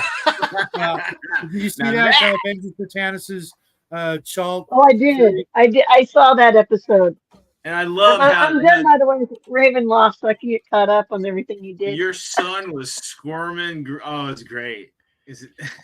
Yeah, I'm trying to You're find. covering it up. No, son, don't look at this. You're not ready. If you guys go to my Twitter, you'll see the you go to my little Twitter page. Mhm. You'll see it should be up at the top there right now. The image somebody shelled out in AI, and it's rocket. It's for RPG Grandma, but it's rocket propelled Grandma. Oh, Yeah. It's fantasy me. Very cool. I'm looking for Hunger Claw's YouTube channel. What's his No, handle on here? it's Hungar the Starvarian. Okay, gotcha. Yeah. Yeah, there's like no Lots of videos. Hungars. He has no videos. They're all just live. We all just go crazy live all the time. Gotcha. Anything gotcha. can happen. It probably does. Now, if you have Yeah. sensitive sensibilities, Bill, you're new to the crew. You know, Right. if you Do have not sensitive do not go to sensibilities, that it's okay. stream. We're all friends. Place Slanesh, what? No, right? Well, it depends on how you're either, you know, the top or the bottom for Slanesh, right? You Well- either can giggle and I don't know. You're either grown up or you're still in kindergarten class. There you go. Right. With all the jokes. I really like Slanesh because it's got there's one unique model that GW put out for the Slanesh worshipping guys, the Emperor's Children. It's the guy with the guitar. Yeah, And I- the Sound Noise Marines. Yeah, Noise yeah. Marines. But he had a guitar, right? And it looked Yep. so cool. And I was like, all right, well, that's the faction I'm going with. Yep. And then Yep. later I on, think I still have some of those somewhere. That's the But- Rogue Trader one he's talking about. if you have an extra, I'll send you that If box. I and have send even me one, you know what? Yeah, I'll gladly send it to you, but I may not even have one left. fair enough. Fair enough. But you know what? I'm on eBay like hours a day, every day. I'll just put that on my list of stuff to look for. I do a Because rescue. to I do a Colts- rescue. Even if I got to strip it, I'll do a rescue on it. Colts I love has a those. bunch I of reckon broken STLs of Sound Marines. They're like, one's a band. Like one's like singing a microphone and like fire and shit's coming out. One's playing a guitar with, fucking Yeah, bullets. the band one. Yeah, that band one was. I saw that. I saw that when that was Oh, that's originally cool. advertised. It was That's So cool. if you have a 3D printer, you can hook that up. Oh, yeah.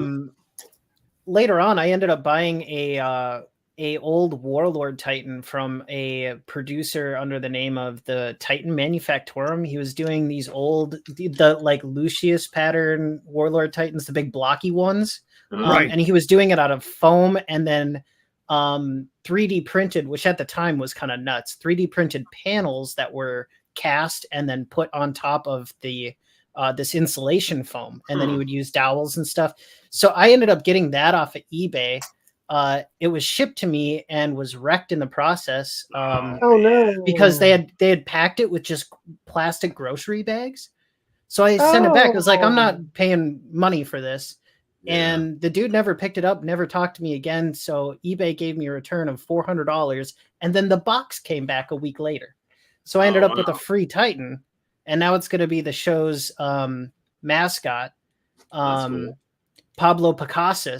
But originally I wanted to do him as a Slanesh Titan and have the guy on the top with the guitar as kind of like he's controlling it with the sound. That's Right. cool. So I thought that'd be really cool. Kind to of turn it like, into a Chaos Titan. Kind of like Eddie from Stranger Things. Or Mad Max. Remember the Mad Max guy? Yeah. On the truck. He's like, Yeah. The way Barb should be. Yeah, Right. Right. And So the what's Whippy Barb. what's the projects tonight? What's everybody painting on? Well, let's see. I'm I'm working on this supposed to- guy. Cal, get a hold of me because I know Tom Dye. I might be able to hook you up with some stuff that you're looking for. We're working on him. So my Nice. lighting is terrible here. No, yeah, well, Grim knows him too. What am I saying? Grim introduced me to him. For Christ's So, sake. Very He's cool. one. like Kung Fu and something? yeah, he's a Kung Fu one. Yeah. I figured Shaolin monk. Sure, I'll do him. And working on her. Nice, And Grandma. and even though I want to detail them, I'm trying to remind myself 3 foot rule. 3 foot rule. There you go. Stop. Here. So I have so many to do. You can always go back and make them less crappy, right? Exactly. I'm Um, saying that all the time. You know, that's one of the reason I do the things that I do is so that my son later on, can grab them and still have stuff left to do. He's a better painter than I How am. much do you The charge, lighting on Bill? How Like how much do I 28 mil. charge for what? My Minis. work behind the Wendy's dumpster? No, I thought you. Oh, damn! He went there, guys. That's Sorry, that's. no. That was guy. Sorry, that was an inside thought that just happened to spill out. Sorry about You that. know what? You're gonna fit well in this place, dude. Yeah, dude, you found your home away from home. I can tell. Yeah, you're Hey, good. speaking of which, are you on Discord? Yeah, I am. Okay, we're gonna have to hook up and share some stuff. Shoot him your link through the Okay. Not private behind chat. I'll there you go. Stick that in your Discord there. That'll that'll get you right to me. And that's fine. I don't mind throwing that. Primitive people. Oh, very cool. Very Are they nice. savage? Very nice. These were well, I don't know. These were we went to a GameStop and they had like a for $1 and some change. They had all these little plastic minis from wherever they makes them. Some company I'd never heard of before, and so I was like, yeah. So what you were asking me how much I charge for what though, Brian? Aren't you a painter? You said you're a painter, right? Yeah. To be honest, I'm taking on my first commission project, a beholder from a viewer, TJ, and I'm charging him just $40 for the whole thing. I don't really have a pricing model yet per se. I'm still trying to work that out. It's kind of case by case at this point. But I mean, if you're looking to get something painted, man, I'll paint something for you, no problem. Cal's minis are on the house. Do you know Fritz from the GM's Alcove? No, I don't. I'm meeting so many new people. Okay. Do you have a channel here? You have a channel here, right? Yeah. Oh yeah, he's got a channel. We need to watch him paint. Yeah, I'm gonna be. He does. I actually got to go here pretty soon because my live scheduled at 8:45 here, and it's 8:42. You're not allowed to go anywhere. No. And then other bold. Let me see if I can get him on here. I'll have to, if you guys want me to stick around, I guess I could, maybe somehow I'll have to figure out how to tie in and restream this thing. Then wouldn't be a bad idea. It's up to you, man. We're always doing this shit. Yeah, every Thursday you want to come in. I don't know what happened to Hungar, but he does that. He'll just pop in, pop out. I don't know where James L is either, but I talked to him last night. Maybe he's not up to it. But I do this every Thursday night for about 3 hours. You're more than welcome to come in, and everybody who's in the show, I expect you to go over and subscribe and check out his stuff. Yeah, you guys will be amazed. Weird War II, he gives all kinds of tips and he answers questions. So, I learned stuff from him. Just chilling. Well, thanks, Grandma. And thank you guys for the warm welcome. I really do appreciate it. Sons, Brian, Grandma. It was great to meet and see you guys, and I can't wait to watch more of your content as it rolls out. I'm always trying to check around when if I'm not streaming, working, sleeping, or eating. Well, even then, if I'm not eating, sleeping, or working, I'm probably watching one of your guys's, something that's put out there from the community here. So I'll be around, and I'll try and open up the schedule then on Thursday at this time. I put my channel's link up there if you don't have it, Bill, in the private chat. It's right there. Oh, nice, awesome. Yeah, it's perfect. Yeah, if you haven't seen it yet, watch my most recent safety tools video. I saw that. If I was a monetized channel, I'm sure it would be demonetized. I was like, Grandma, your tools, that thumbnail was hilarious. Oh boy. YouTube chose that one too. I was like, sweet. YouTube, buddy. Hey, Bill. I also do another show called One on One. I've done one with Brian. I've done one with Grandma. When I meet somebody great, one of the first things I want to do is a one-on-one. One of these days, you and me, none of these other bozos will be there. They might be. We'll be there. I love these other bozos. They're great. And we'll be there in the chat. We'll be there in the chat. Introduce my friends to your friends, kind of thing, and that way you can kind of. Nerds was just on last week. Was it last week? You saw her. Couple weeks ago. Yeah. I loved hearing about that. Fresh off her her Captain America flight. I love doing that because then I get to meet these great folks. But I also get to do what was done for me back in the day. I was nobody knew me, and a couple of channels said, "Hey, come on over here, hang out with us for a while." Biggest Geekish was the first one, and ever since then I've got to meet some of the greatest people I literally I've met in my whole life. It took 56 plus years to get here, but so worth it. So you, me, and if there's anything you don't want to talk about, let me know in Discord, and we won't talk about Wendy's. Sure. Yeah, we'll keep Wendy's. Wendy hamburgers. right. Well, yeah, Hamburger. sure, Shadow. That sounds great. I appreciate the invite, and I can't wait for it. That sounds like a great time. And it's kind of the same story with Paint Minis Live. Bill Sylvie was I reached out to him. I painted a 1980s Grenadier Red Dragon for him, and that was the big one with the treasure pile. Yep, yeah, yes, I painted the treasure pile and all that. You can check that out. It's in the archives on the channel. Awesome. When I was working at my first game shop as a kid, 14-year-old kid, I wasn't getting paid. I squat, and the owner one day I'm sitting there, getting ready for the next dungeon I was going to run as a paid DM, and he comes up out of nowhere and just goes, you've been working your ass off, and all I got left is a few of the pieces and a couple extra versions of the treasure pile. I'm missing like a couple of legs, but man, that was such a fantastic model back in the day. Everybody wanted it, and not everybody could get one. I just wish I could get people on eBay to send me their broken dragons for free. Right. I would fix them.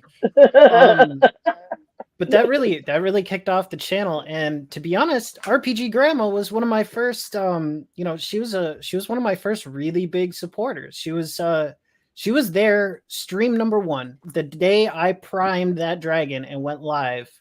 Right. She was there, and Grandma, I can't thank you all enough. The time, but I'm trying. I'm trying. You are a sweetheart, and I absolutely love you.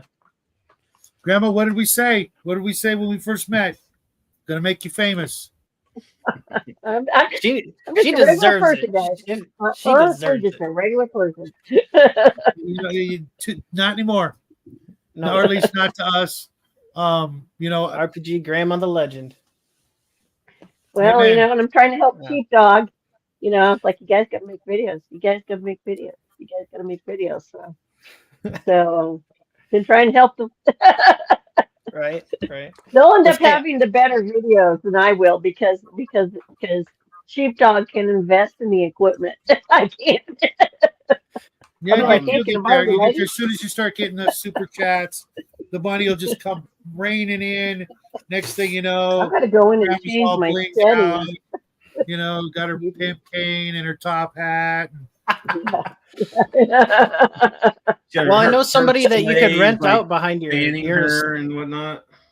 I know there's somebody you could probably make some money pimping behind a Wendy's dumpster near you. Anywho, thank you guys for having me on. I appreciate it. I gotta go though. I'm 5 minutes late for my stream. Up so. everything. No worries, man. No worries. Pleasure. We'll get to you later. All right. Bye, everybody. Everybody's leaving me. You're all leaving me. What's the deal? We all got to go over to his channel. Right. Bleeker, welcome to the show. I did see you and Charles. Nice having you guys here. Everybody, go sub. I first saw Bill over on, I think it was Father Aaron's channel, Dungeon Minister, and I'm like, this kid's gonna go far. If he sticks it out and does the heavy lifting and all that, which seems like he's doing. Bo's been talking about getting out of your echo chamber. There's Bill. He's stepping out into a new world. Yep. Well, he makes it all pleasant too. He puts on that background music, so like if you've had a stressful day, oh, that's cool. Just go watch his channel when he's painting. Back all kinds of crap. He'll talk about all kinds of stuff on there. We were just hanging out with Bill from Paints Minis Live. Bright young kid with a a bright future ahead of him. You know, I was thinking about the echo chamber. I think what he's talking about is going out to sort of add to the conversation we were having a while ago about getting new people into the hobby. You know, going out and meeting new people and bringing them into the hobby, because you know we do hang out with each other quite a bit. You know, I took it even further than that. There are so many different circles within our own hobby. You know what I mean? There's so many different more genres and just personalities and whatnot. And that was what I was thinking of. I'm like, okay, you know, I'm going to go to these sites that probably have never even heard of Weird World War II and throw that shit down. Well, and I go watch sites with people that I know they don't get along. You know, I know that. But there's things of value on everybody's sites. What those are, it's going to depend on what you think, but as the individual watching. But you know, some people bring up good points, or even if you think that's a terrible point, when you're like, I can make a video about that. you know. Yeah, I don't go all Max Liao on people. When it comes, I don't go after people. It's more like, you know, it's a point that, okay, yeah, I should talk about that. You know, my perspective of that. You know, did we lose? No, we didn't. No, I was trying to read this from. It looks like you said you've unsubbed from lots of channels. Is that correct? Yeah, I've never unsubbed. No, I've unsubbed from one gamer kind of channel because he was spouting some nonsense. I loved his stuff, but then he started spouting some stuff. I'm like, I can't listen to this particular line anymore. You know, I suspected they were a certain way, and then they laid their cards out on the table, and you know, it was sad because it was something really, really egregious, in my opinion, and you know, nothing illegal, but the things they wanted to make legal, I'm like, no, can't be on board with that. Yeah. Well, and you know, I went in and I looked over at my sub because I wasn't seeing people. I'm like, I know I'm subbed to these people. Why aren't I seeing their stuff, right? I looked over and I had like some ungodly number of subs, and I sat down while I was sick and unsubbed a bunch of channels. There was channels I don't remember subbing to. Like, why would I sub to this channel? I have no interest in this subject. You know. And That's then weird. my husband was like, you must have hit. I go, no, go check your subs. And then he's over there going, I never subbed to this channel or this It's one that or this 3 one. o'clock sub, right? You right. have a little fun, you know. You're like, I love them, great. One too many tequilas, right? Yeah, you're like, stop. I'm subbing everybody. Stop. She was late night drunk subbing. Okay. Yeah, no, I'm gonna do that too. I'll check. But you know, here's the thing. You know, I'm 56, and you know, if I listen, you know, like the one guy was talking about, you know, I listen too much of certain stuff, I'm gonna get angry or pissed off or whatever, and I just don't have time for that. You know, I know some of these people have great things to say, but you know, I spend most of my time watching folks like you, Grandma, and Brian. You know, when Bo puts out a video, I'm like the first guy there to watch it. You know, and if I don't have time to you know, to spread out and branch out and, you know, listen to the other side, that's because I'm too busy, you know, helping, you know, my actual friends out there, or watching the other stuff. You know, like a lot of, you know, I do the paranormal stuff on you know, other channels and hang out with other folks doing that sort of stuff. I'm getting to the point where, you know, I'm gonna have to, you know, reschedule my whole weeks just so I can actually get some more gaming in. So if I don't get to, you know, do like Bo said and get out of the echo chamber, I'm okay with that.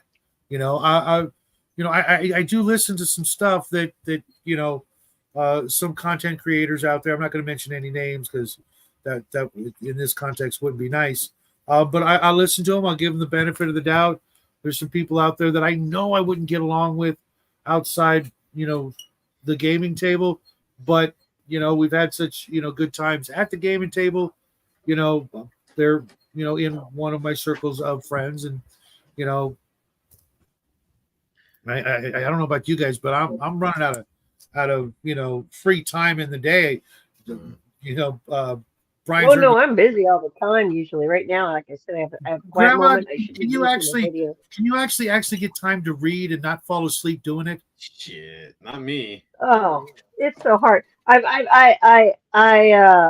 it depends on the book. Like my Metamorphosis Alpha book that came, it's not like I can take that to work and read. It's humongous. I mean, I love it, but it's humongous. So, like any of the big game books, yeah, I have to like do a little bit here and a little bit there. Which I was just looking at old The Village of Hamlet. I've got the big one from Goodman. The two big books, and I noticed something, and I started thinking about it, and I started thinking about all the dioramas I've seen over the years. People on forums and stuff. Mm-hmm. And then I started going to channels on YouTube. Yep, everybody says like the same thing about Hamlet. It's all the same good stuff, blah, blah, blah, blah. Not once did I hear anybody mention, oh, yeah, and in our campaign, we kept building that castle. That's one thing. Go look at the map. Go look at the map. There's a castle with the dash, dash, dash lines. And if you go read the module, it says every now and then stuff gets delivered and they build more on that castle. And they build more on that castle. So if you used Hamlet as a major campaign thing and had paid attention to that, after like so many years, there should have been a castle there. But there isn't? Where nobody seems to do it. I realized that when I was looking at the map and thinking about it, and like, did anybody I know who used Hamlet all the time do that? No. Well, let me go look. Nobody. I couldn't find a single diorama where they had finished the castle.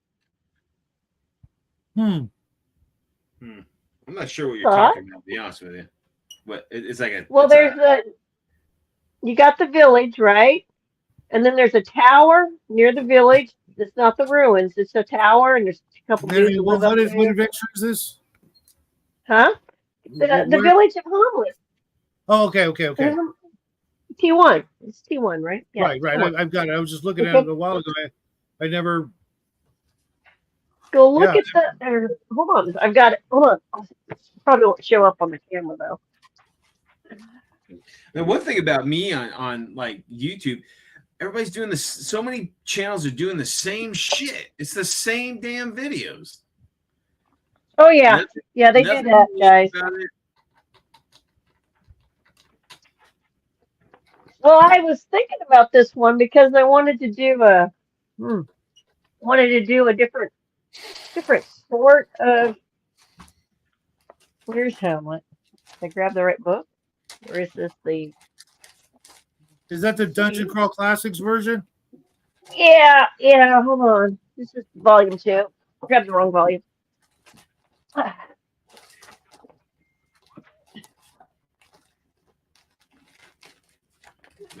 Okay. So it's got the nice map in here.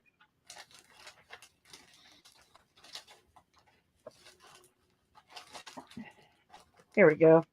Got the map. Map right here. Here we go. Let me see. So if you. Whoops. Oh no! Oh, there, I'm back. Okay. So, not gonna let me. Silly camera. All right. Somewhere around here, I'm pretty sure I have T1. But yeah, see the tower right there. See all the little dashies, kind of not darkened outlines around and on the mound. That's the castle that they're supposed to be building. Everybody only builds the tower, which indicates that I don't know if I've met anybody who's actually had the castle completed. I'm not even if they're doing tier one. But it's on all the maps. I went and looked, and yeah, this right here. Yeah.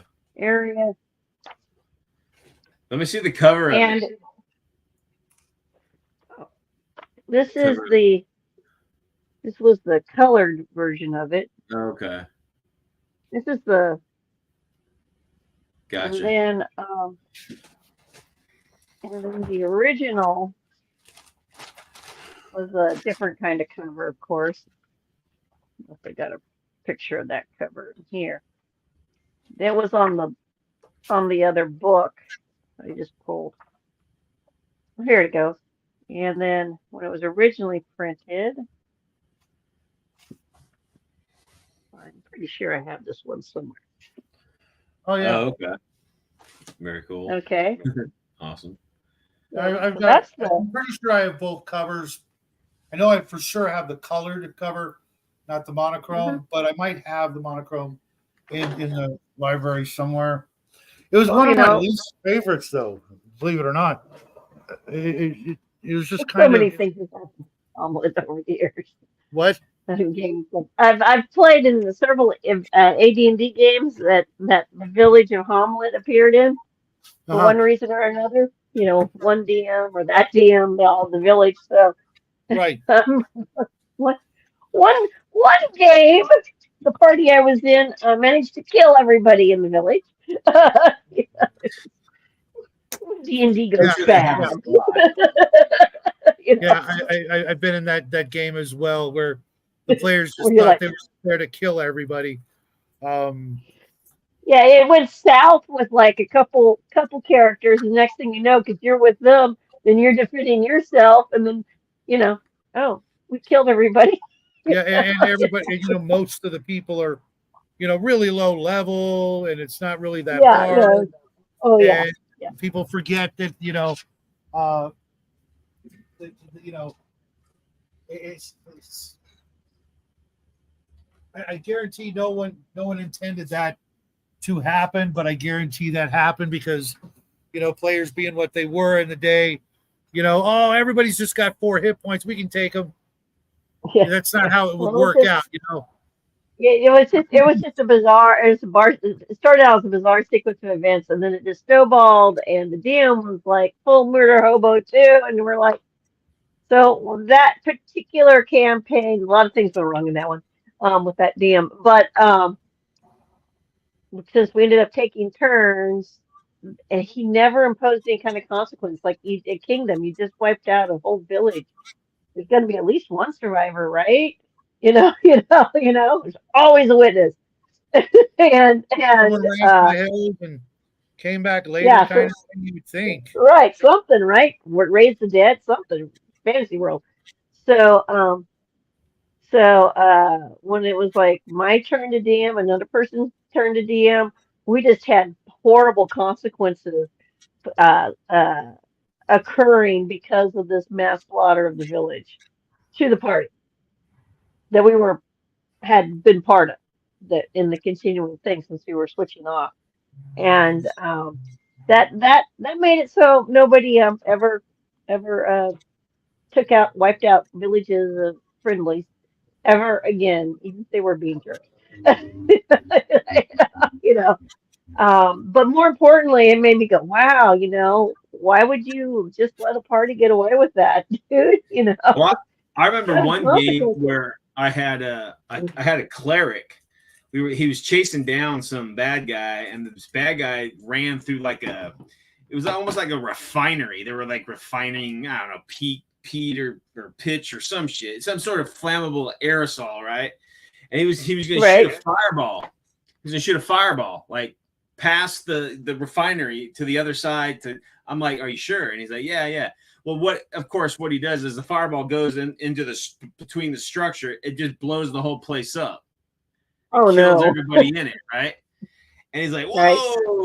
whoa, what happened? And I'm like, well, all of a sudden you realize you have no more power because your deity just said, you're out of here, dude. You just murdered like 50 people, you know? Well, So, I have to admit, my last 5e campaign, I was given something to disarm, which I did, and then I looked at, well, if we can do all this stuff, like blow up stuff significantly, like a thermonuclear bomb almost, why don't we use it to kill the bad guy? So the DM inadvertently gave me a thermonuclear bomb, and I have an artificer. You know, I blew something up. Involving the bad guy and anybody around him, because we were trying to take out the bad guy. And yourself. He was uber powerful. Well, I was far away. There's a thing called a timer. So, but you know, I'm like, I nuked a monastery. You know.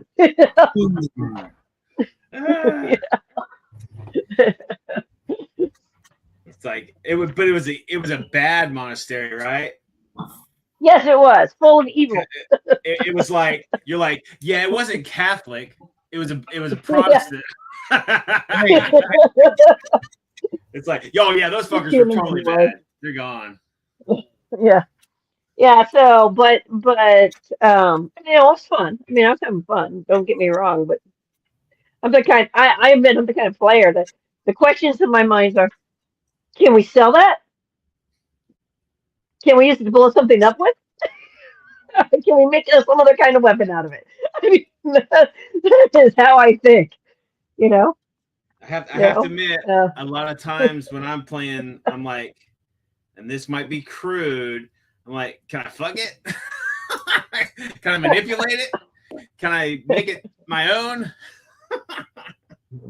How did I know? Well, I was like in the chat of somebody's Traveler game, and I forget who it was. And they said there was a med bay or a medic place in the space station, and I'm starting to like formulate how the group could knock this thing off and get away from the space station, so then they could go sell the stuff on the black market somewhere else. I want to install that in my ship just because I know how often PCs are going to get, blasted, and we could always use, the equivalent of, a healer bot that's literally a bot, you got to restock the ship, I'll obviously, and then go make a profit. So we need to do like a Traveler game, like Ice Pirates. I still haven't seen that movie. I got to go watch that movie, dude. You have got to watch that, dude. Man. Bob Urich. There's so many jokes in it. Oh great. My gosh, it's epic. I know everybody keeps telling me what am I doing with my life, having not seen Ice Pirates. Seeing Spaceballs. Oh, I've seen that 100 times. Yeah. That's the Ice Pirates. Ice Pirates. Yeah, you gotta see Ice Pirates. That's good stuff. It's got some classic things in it. Otherwise, you won't get any of our. We can't say certain jokes. Well, you'll find out with us. Spoilers. Like Wednesday, right, Brian? Oh yeah, that shit. That was a rough episode, man. Oh, spoilers. It was not family friendly. Not friendly on Wednesday, were you? No, it was out of control. It really was, but it was fun. I can be family friendly, but YouTube Yoda say. Yeah. So I mean, yeah, you have to have consequences. It was just something it just struck me because I was like, okay. I've got like random bits of village around and stuff, and I thought to myself, it'd be cool to do like a unified, just pick one of these villages that either TSR or WotC has put out over the years and make the village. Just make the village as like a long-term project. And so I was thinking about that, and I was thinking about this other thing I wanted to do. and then I thought about reskinning it and all stuff. So I started thinking about Hoblet because it's a fairly decent village. It's well fleshed out. So I like it better than the one that came with the 5e game. What was that? The Pandelver or something like that? Yeah. Fandelver. It's not that Fandelver's a bad village. It's just I didn't feel that Fandelver was set up as nice. It wasn't worthy of existence. Well, to me, Fandelver felt like an outpost town. Or a dying town, like a town on its way out. Hey, can you guys hold the fort for me? I got to take care of something real quick. Yeah. Okay. Yeah. And so that's what Fandelver felt like to me. Whether it was supposed to be that, another issue, but it just that's what it seemed like. Gotcha. Like it really wasn't flourishing. Not that it couldn't. And we did use Fandelver, when we were playing 5e. I mean, I did terrible things to it. We renamed it, made it an Asian village, and we did all kinds of stuff to it. So I was thinking about Hoblet because that's one of the first, like in-depth published villages. It would be cool to build it maybe. And then when I was looking at the map, I was like, oh yeah, that they were supposed to be working on the castle. Wait a minute. Did anybody ever actually build the castle? Yeah. Well, maybe there's something in the camp in the module that you missed that says why it wasn't finished or never was finished or something. They were working on it. That's in the module. They were working on it. Yeah, I went and looked. I'm like, yeah, there's like a camp of workers, and when the supplies come in, they build a little bit more.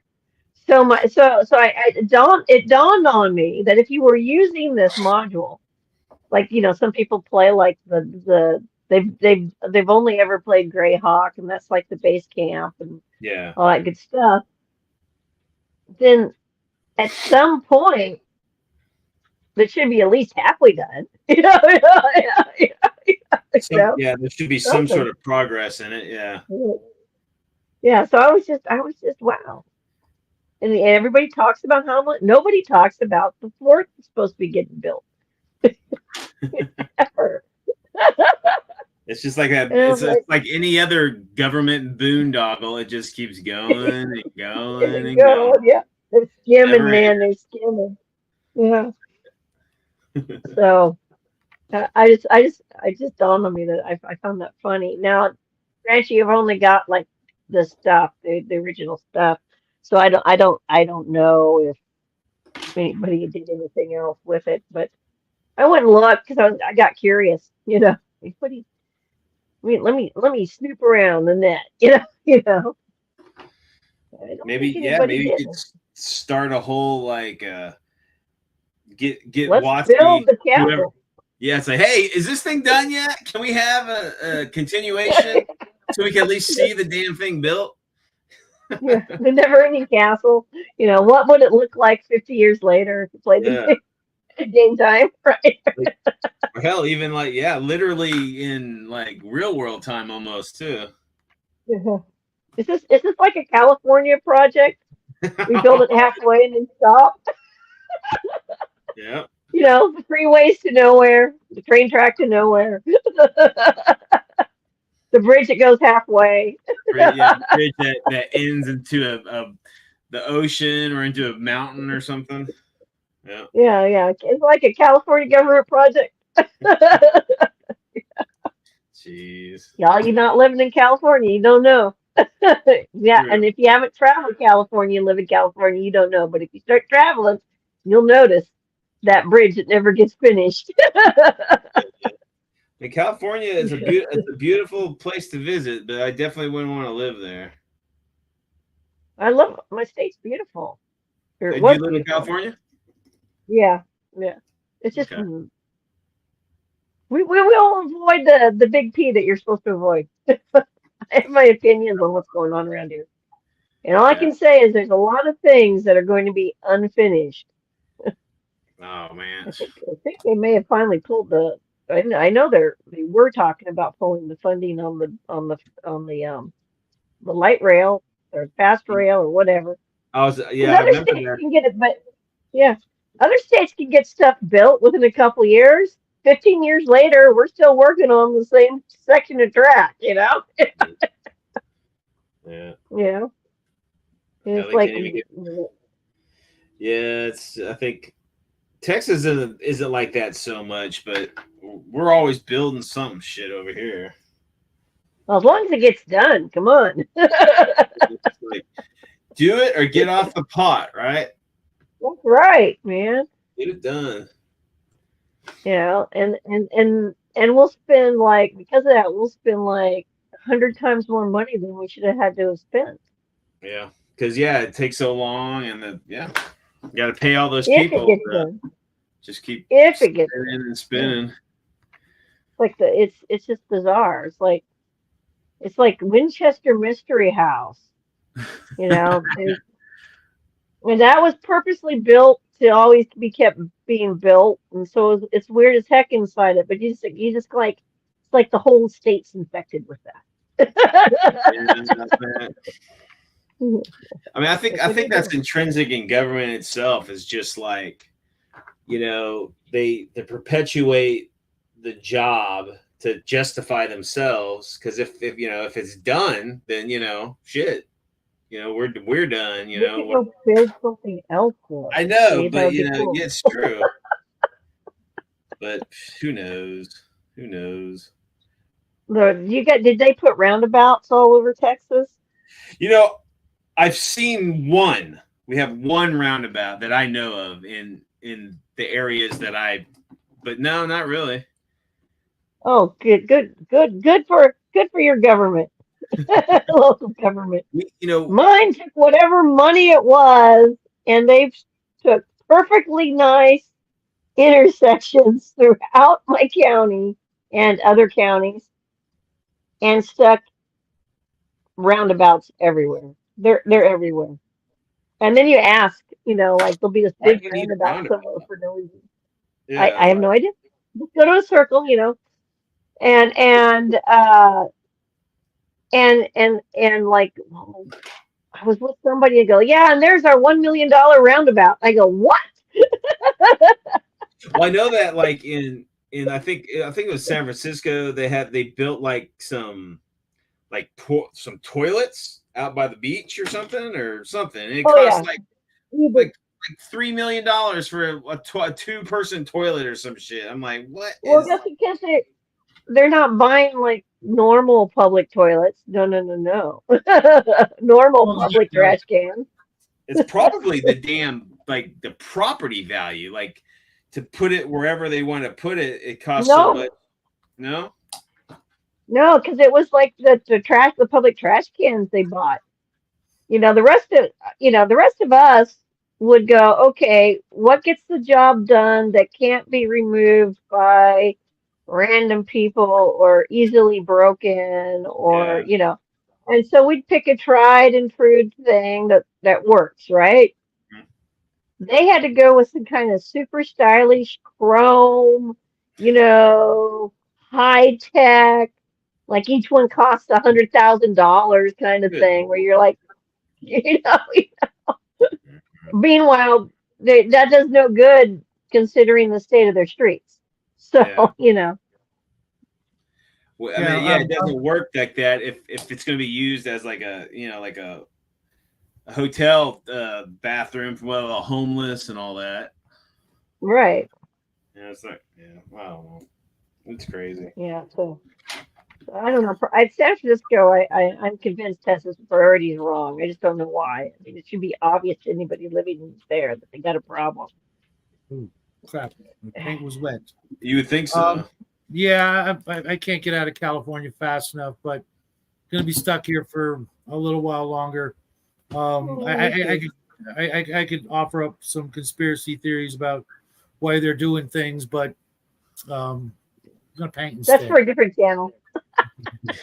Yeah, that's Saturday night. with Save the Raven material for later. for the Quantum Show. So what are you working on, Brian? I'm working on all that dust stuff.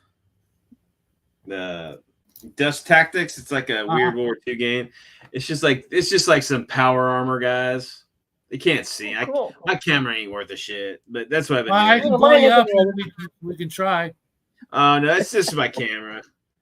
They're not really flashy. They're just olive drab. That's no big deal. But yeah, I'm working on that. I got a 3D print 3 more vehicles or 2 more vehicles, and I need to paint those and need to paint 6 vehicles actually. Hey, I wanted to check because I forgot until just recently.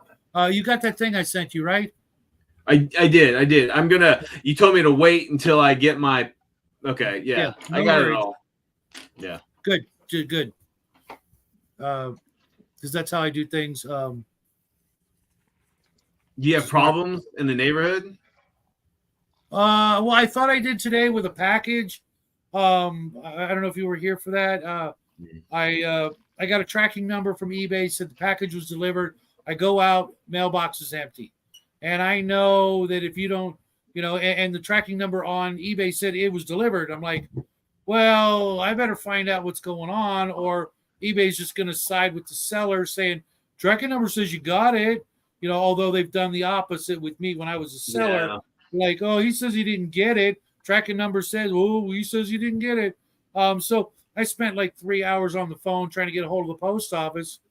And when I finally got a hold of them, they said that they shipped it. They intercepted it because apparently the guy, he was sending me some comic books, and he used some priority mail box remnants or part of it to help secure the package, because he just put it a big stack of comic books in one of those plastic bag like mailers. Yeah. Used cardboard, and they somehow knew that's what he had done, and they got all butthurt, and so they're sending it back to the guy. Fortunately, he also lives in California, so it's not going to be like 2 weeks before I see my stuff.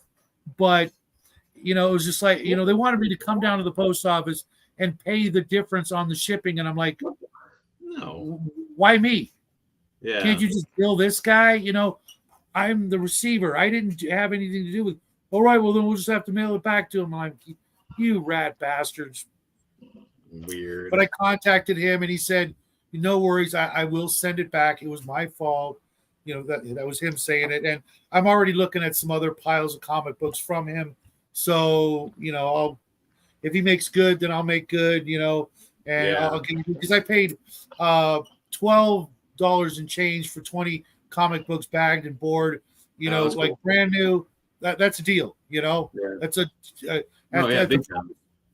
They were like $2.95, priced issues, and I'm like, yeah, I'll bid on that, and I won, and I want my stuff. Definitely. Because I know if it was me, I'd be tempted to just refund the guy his money and go, stuff break, and then wait 6 months and relist it, but it should turn out. So Charles was talking about he over by the Jola Pacific Beach Main Road connection. They put a bunch of roundabouts. It's like, what do you need a roundabout for? It just doesn't make any sense. Well, they put them all over my county. It's nuts. That's weird. They're just all over the place. Then they put them up in some of the surrounding counties, and they're in terrible places. You're like, oh, it's just not a roundabout. It's a death circle. Death circle. That's just all that. Get in and out of traffic. Get the car where we're going it. So Al says he just saw a report that delivery drone and FedEx is getting robbed a lot. What do you expect? You send a robot to do a man's job. That's so stupid.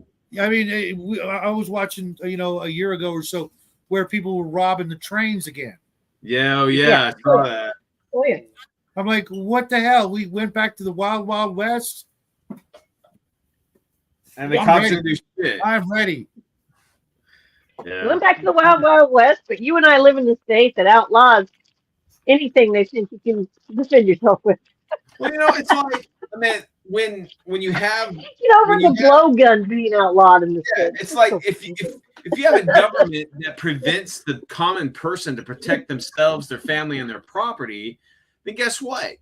People are gonna steal their shit. They're gonna brutalize people and they're gonna take their shit because there's no because the people can't fight back because they'll be lynched by the damn government. So it's like it's insane. Yeah, it literally is, and like saying, Texas, it's like it's weird that we even have laws like this. There's like stand your ground laws. It's like, what the fuck? Everybody should stand their ground. No one has the right to brutalize you or to steal from you, no matter what your size is or if whatever the fuck it might be. You have just I remember one of these pro wrestlers, I can't remember who it was. He was in a bar one night and some girl started like yelling at him or some shit and she attacked him. She started hitting him, right? And then he's like, stop.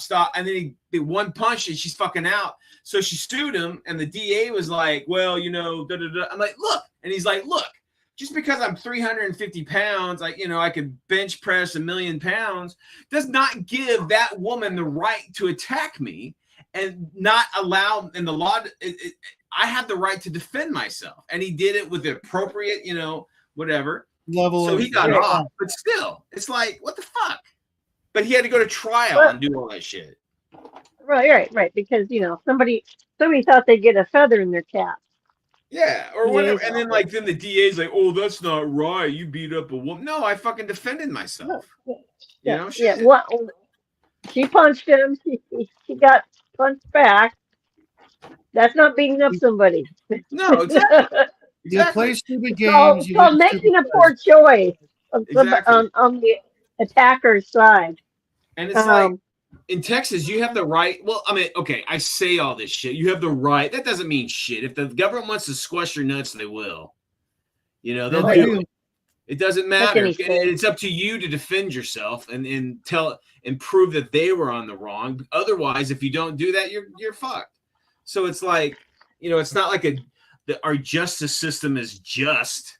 They're not. The DA isn't prosecuting because no, that's not right. No, fuck shit. It's ridiculous. What do you do? They say they're orcs, but I don't know. And that guy doesn't. Well, I guess he could be. It's more like a dwarf to me. I'm trying to decide what package to do next. I got supposedly orcs in this one, but they're all different size. So, like, a couple of these could be ogres easily. Some are black orcs, some are normal orcs, some are tall, some are fat. There's a chick orc in here. Some are straight. Some are GW. Well, this could be an orc dwarf cross. I don't know. And then I've got zombies. Awesome. Can never have enough. I got more skeletons. Yeah, you can never. Well, yes, that's the point. You can never have enough skeletons. I have a whole bunch of skeletons I got to finish doing too. So I also got gnolls and humans and stuff in here. So, but I was leaning towards one of the monsters here. What? They do zombies? So what? So Mobius, what's going on? It says up here. It says weird. I can't see my comments on the TV. I don't know what. Oh no, it won't do that. It won't show your chat on if you have it up on TV. I went and looked. No, it won't show the live chat on TV for some reason. Huh. Because I was watching somebody else's live feed, and so I went to the little box and I was going to comment or something and make a chat because they had live chat, and it wouldn't show anything on my TV either. Elle says Grandma has a smorgasbord of orcs. That is funny. Nice. I do. I have a huge Orc army from is it Battle Masters Oh, Oh, that I no, mounted for D&D. Kid, really? I have 2 of the little plastic towers, and that's the only thing I kept. I wish I would have kept everything else, the cannon and the. I think I might still have ogre.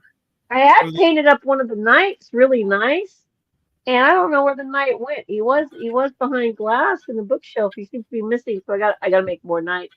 But that's like I said, that's in another box. My buddies that I game with, they have 2 complete Battle Masters. One's not even opened.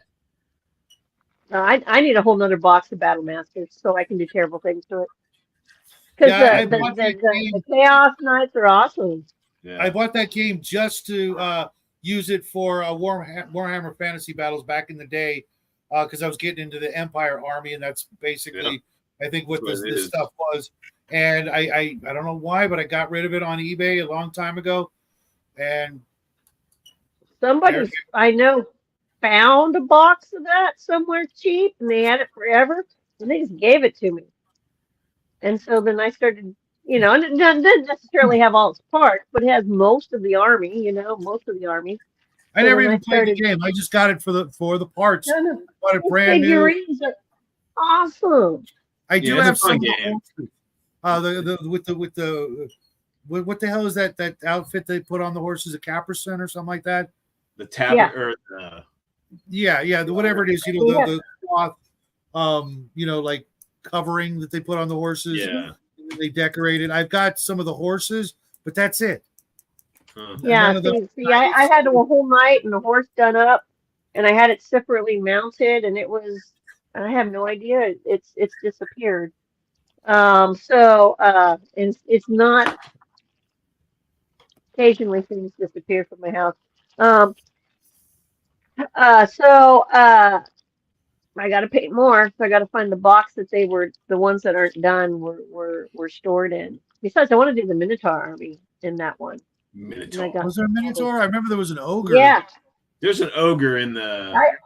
I did the ogre. I painted him up. I've got him somewhere painted up.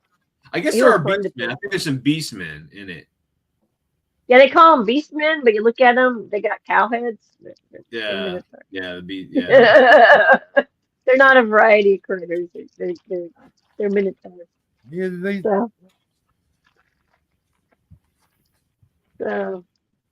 I've got a buddy who's got an old copy of Hero Quest, the original. I'm trying to get him to sell it to me, but I got the new Hero Quest. What? Just get the new one. I have it. Oh yeah, I have it. It's fun. But I like the Chaos Warriors and the Sorcerers, which I kept for mine and bought extras because they were so cool. The Chaos Warriors, the Chaos Sorcerer, and the Gargoyle are better, in my opinion, than the new sculpts. But I'll get around to finishing painting that. Mel painted up the entire box by herself. The entire core box set. Really? It's got some nice pieces in it, doesn't it? All the furniture, all the figures, everything. A million times better than that cardboard crap, which sells for a pretty penny just to get like the fireplace. You can pay like $8, $10 for that. I'm like, you're kidding me, right? For the little plastic cardboard? For the cardboard and the plastic floor piece for the fireplace, pieces like that from the original Hero Quest, they go for big money. The gargoyle itself is like easy $25. The other figurines, I don't know if I should paint them or not, but I'm thinking about doing it. Are in this game. Hold on, let me get the game.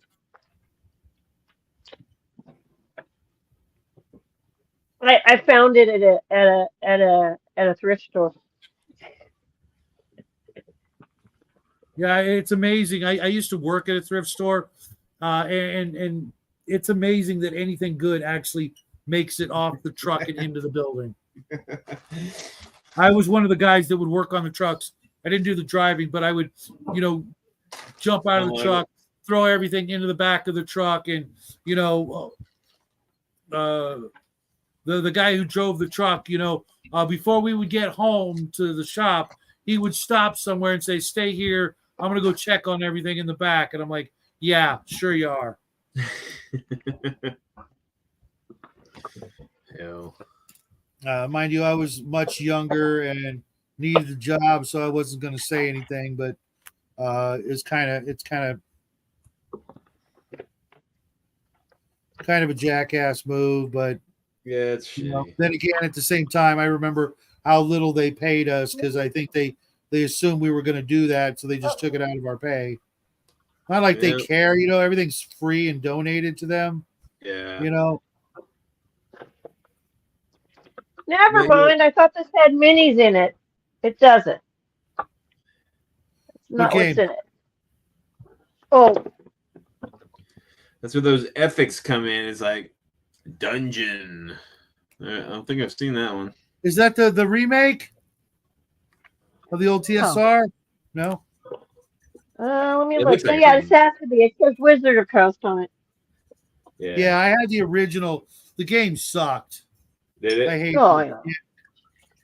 This is just something, we found it. I think it's complete though. I think it's absolutely complete. It's kind of like kind of a Candyland sort of version of D&D. Once you've played it once or twice, you just want to play some actual D&D. Yeah, I'm just. It was just one of those finds, like, hey. Well, guys, I'm at a stopping point and I'm getting sleepy. It's almost my bedtime at 10. No worries, brother. No worries. Where we had one with little minis. Okay. So I'm going to back out and wish you guys a happy evening. And we will catch you guys this weekend for sure. Probably tomorrow night, right? We're playing. Yeah. We're playing a post game. Absolutely. Right on. I'm going to do a little bit more painting, and then I'm going to call it a night as well. Yeah, I think I'm going to do the orcs next, only because I did the kobolds and they were kind of small, so it's kind of changed. All right, guys, everybody out there, remember, keep it weird. Take care, Brian. Say hi to Mel for us. We'll do it, man. Take it easy, guys. You too, Ben. These are stocky orcs, little short legs. Who makes those? My husband ordered these. The company is Monster. Never heard of them. Scary good. He found these on the internet someplace, and he ordered them as a surprise for me. I'm starting to work my way through them all. So, I got some regular humans doing human things too. So that's always good. Never have enough normal people when you're making dioramas. So, what did you get from Archon Studios in the way of Dungeons Lasers? I don't know.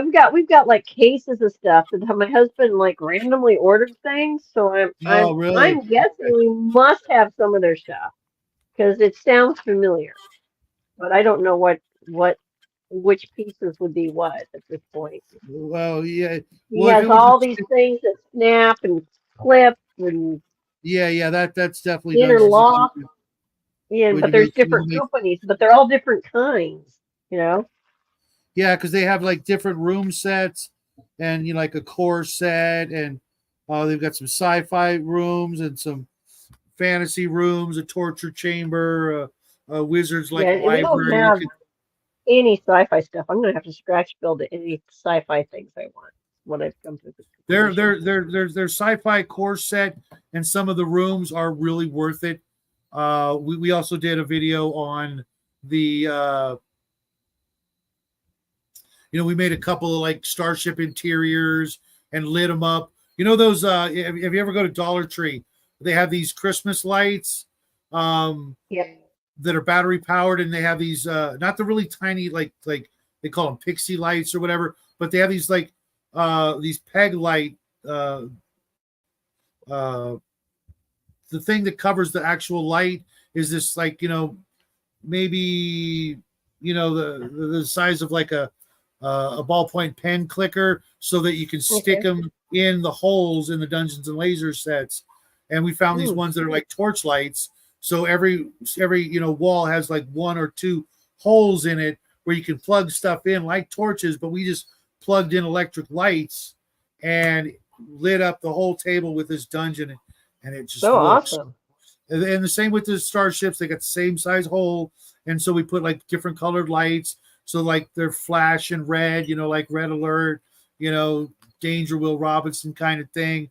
I know Back we in got our to get first, back crafting and building stuff and putting stuff together and finishing models we've got around here. Because he was working, Hubby was working on like a lighting system. He was doing something with lights. you know. And I'm like, honey, what you doing? Oh, I'm soldering stuff, putting stuff. I'm like, okay. that's one way to go about it, but we found a way where we didn't have to do any soldering because it was, my son was, 11, 12 years old. All you had to do Right. was put batteries in the little thing But the, and then just string the lights and plug them into the holes and, hide them, which wasn't hard. right. You hide the Name all of the the company wires. sounds super familiar to me, which probably means we've got at least something of theirs around here. Well, have your hubby and you maybe go look at our channel and look at our old Dungeons and Lasers.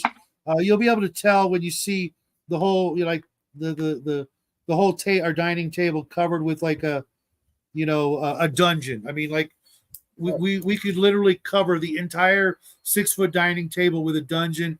And what I want to do is get like foam board and cut out rectangles and squares so I can cover the rooms, the roof, so you can see the whole thing sort of stretched out, but you don't know what's in it until I lift up the foam board. And you can then, okay, this is what you see from the doorway. And, you'll see the orcs and the treasure chest and the, rack or the bookshelves or, whatever's in the room, so that Jackie and his friends can play some games and, I'm listening. yeah, I got distracted by what Al was saying. It was so much fun painting them and putting them together, and it's really easy to store in the storage boxes I get from Dollar Tree, Harbor Freight. Once you build it, it's real easy to just pull everything apart real quick and put it by size, or even if you want to organize it by room set. And I gotta go through and organize. I used to do some Dwarven Forge stuff, and I did actually do some painting, and I got some of my stuff put on the front page of Dwarven Forge back in the day because no one was using their sci-fi sets, which were really nice but really expensive. And for the price of the core set through Dungeons and Lasers, I can cover like a 2-foot by 2-foot section of table with one big room, bunch of different rooms, different doorways, hallways, the whole bit. And it's like Legos. You just pull it apart, build something new. And I suppose after a while, you might run out of ideas or run out of configurations, but it's going to be a lot of gaming in between that sort of that point. Now Al was saying John Oliver did a big report on dollar stores last week. You should see it. I would, but I can't stand him. Maybe you can give me the gist of it, because that guy bugs the hell out of me. He's a blatant liar. It sucks because I did used to watch him, but I'm like, hey, I know that's not true. Hey, I know that's not true. And they couldn't do it anymore. But I love the hell out of dollar stores. Growing up, we only had the 99-cent store, and then slowly we started getting Dollar Tree, Dollar General, and now I've got 2 Dollar Trees within 2 blocks of each other. Yeah, I gotta hit Dollar Tree. I think there is a dollar store that's down by work, but it's one of the dollar places. See what they got. I like Dollar Tree because they've got an actual dedicated aisle to crafts, and it just so happens to be right next to the toy aisle. So I just make a beeline to the toy aisle, look for anything that I might be able to use, and then flip a Yui. I'm on to the craft aisle. Then I hit the tool aisle, and I'm out. Right. Unless I'm grabbing some LA's Awesome, and that's like right there on the back wall as well. So I'm in there for like 10 minutes, and I'm out. And I get, unless the line's really long, getting, all kinds of cool stuff. I've got like 6 big bins full of most people would just call garbage and junk, ping pong balls and lids from different products. That's supplies.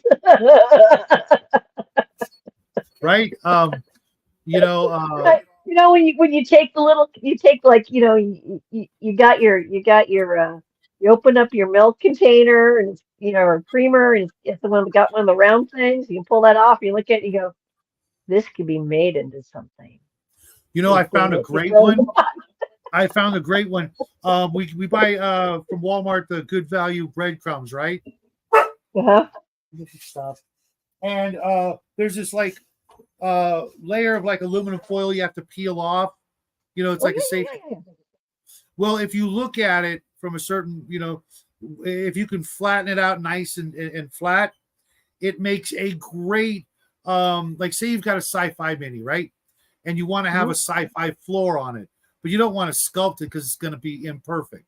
Well, you just cut out a circle out of this metal foil and then glue that down before you put the mini on it, and it looks like plated steel floors. It's awesome. I've got like 3 of them. Okay. I know what I'm going to be doing there. Make some spaghetti and meatballs. Save that thing. You got to be very careful when you pull it off the top of the can, and then when you're done, the lid makes a great palette. Or you could. Those lids are always great. And when I make monsters like this guy I made here, his base was a Pringles lid. Oh yeah. Lids come in so handy. All I did was just fill the lid with paper clay, and sculpt a little, and then put the guy on, and of course it popped out. Oh yeah, stuff like that. I don't know what I'm going to use this for, but I kept it. When I see it, handy for something. When I see it, I either see like a mirage temple off in the distance. It could be a building cap.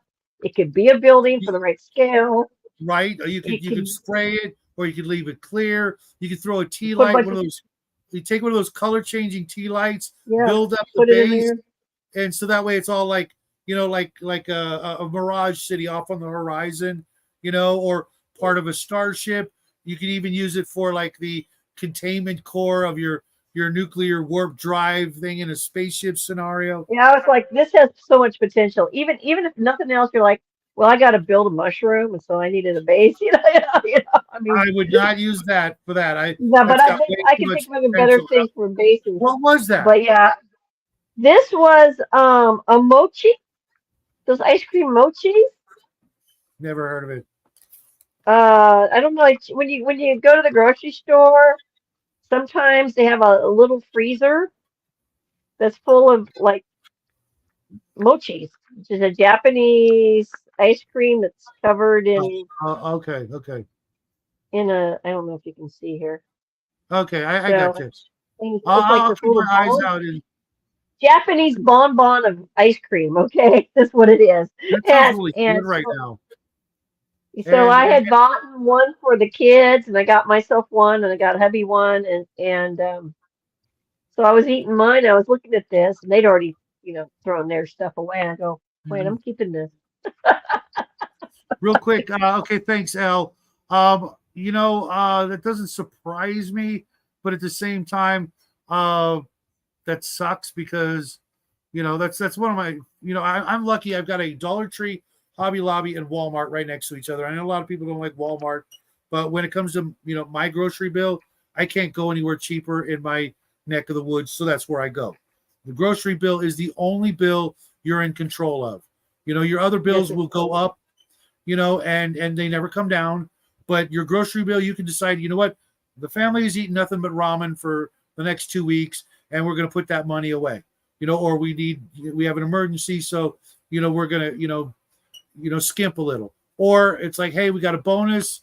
Now we can afford, the not generic cereal or whatever, but it's the only bill you have that you can literally, pick and choose what and when you pay, other than, choosing to starve, which, kids kind of frown on. Yep, kids frown on starving. Yeah. It's no fun to have rumbly tumbly tummy. Yeah, this is one. I thought this is an odd, nice shape. I can do something with it. But yeah, like this thing I made, which I should make another one, but I need the Christmas trash, all the junk you unwrap, Yep. and then I'll make another one of these. I made this from scratch. Is that a gelatinous cube? Yep. Nice. Exactly Nice. what it is. You know, it's just clear plastic yep. Container that had something in here, and I cut it, and then covered it with hot glue, right? Yep, white glue, and then I painted it a little bit, give it some perfect color. But I made it too because I wanted to be able to go. Exactly. Hey, have you ever? One of my favorite tricks I like to do when I'm playing like a kind of a lowish level D&D game is I'll make an encounter. It's a gelatinous cube, right?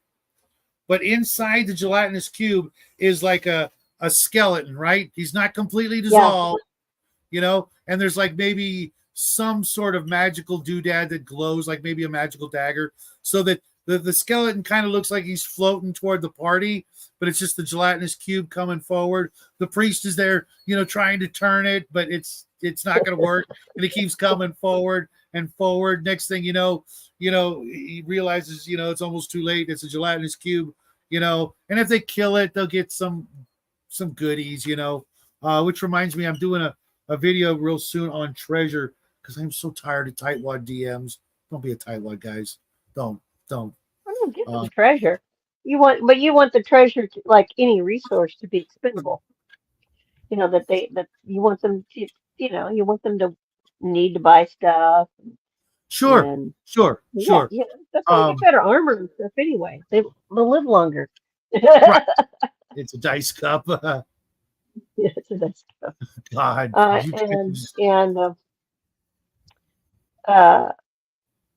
Yeah. So you don't want them too powerful. You just give them scrolls and they get used. No. See, that's it. I don't mind if they get powerful. Used. The way I look at it, if they get powerful, then I get to throw more interesting monsters instead of just monsters at them. Absolutely. Right. I mean, I like the idea is because I play a lot of AD&D, so I like that whole draining level thing. I know everybody hates it, but I love it because nothing scares. You're playing D&D. You got to drain levels. It scares. There's nothing I've seen that scares players more than like a room full of whites led by a specter. Just all the level draining monsters are coming at them. Nothing gets them to like hightail it because they don't want to fight that, because even if they win, they're just getting their XP back that's been drained. Because I don't do that atonement. Go back and here's some money, make us better nonsense. I don't allow resurrects. You lose your levels. You're probably gonna have to re-earn them back. Rehab, man, you got to go to rehab. Yeah, I'm not gonna just let you, shell out some of that hard-earned gold to, No. I can do it without keeping that sort of record keeping. Hey, Raven, welcome back to the show. Right as we're getting ready to call it a night, we've been doing this for 3 hours. I don't know where you were, Raven. We were supposed to paint together, and I know you're probably being mauled by your army of cats or something like that. Next show. Yeah, I sent her some cool minis. She's an excellent painter, but she's never painted miniatures for gaming or anything like that. But there's always next week to paint. I mean, you can go ahead and start now, Raven. I'd love to see what you do because she's shown me some of the stuff that she's done, and I'm like, she knows all the basic techniques, base coats, dry brush, wash, in whichever order you like to do. Hold on. Charles says the DM that I ran in his dungeon last century destroyed my party. Worst case was when I was 18 of 20 characters were zapped. When 18 of 20, a party of 18 to 20 characters. Holy smokes! Oh my gosh! What did you do?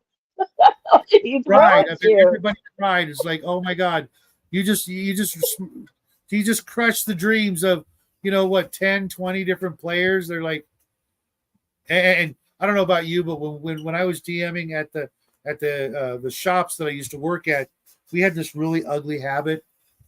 The DM would be like, let me see your character sheet. With the big lighter under the table, you're dead. Oh, and I know. We were very, very bad DM. But bad. the character was already dead, and there was no way you're getting it back, Right. Well, somebody told me that they fed the dead characters to the DM's parrot or something. The parrot would shred the character sheets. Oh, you ran into 2 Balrogs. Were they like Arduin style Balrogs or just like made up Balrogs? What was the deal with that? And Raven says she used to paint murals. Yeah. I know she's going to post. I am so excited for Arduin, Grandma. I cannot freaking wait to see what the guys are going to bring. Yeah, I'm curious as heck. I gotta do I better do another giveaway this month. What you giving away? Oh, I'm gonna do the a bunch of Arduin stuff. A bunch of what? I have Arduin stuff to give away. Oh, okay. Like what? For Christmas. I have a bunch of individual books, and then I have like a complete set of all the little books. Okay. To the reprints to give away, so somebody could get going on that or incorporate it or whatever, or read it for fun. So yeah, I got to make sure I do a giveaway. It's some of the best stuff that, in my opinion, that was ever published. I haven't read everything, but for me, it's always going to have that special place. Keep us posted. I'll send a whole bunch of people over there. The D&D original pamphlet style books. Yeah, well, it was that his imagination and his table's imagination and the stuff that they were doing, and so you can read through it, and it gets you thinking. It gets you thinking different about stuff. Yep, and the guys over at Emperor's Choice that are doing Arduin, they have like literally almost every scrap of paper he ever wrote on. I mean, tens of thousands of pages, awesome. Hundreds of dungeons that he wrote up. I mean, Arduin's going to be big, with the way people are these days about, the new shiny right off the bat, it should easily do $1 million on Kickstarter. I'm probably going to back it like twice just cause, no, I usually back Kickstarters twice so I can give stuff away. And that's going to be one of those things because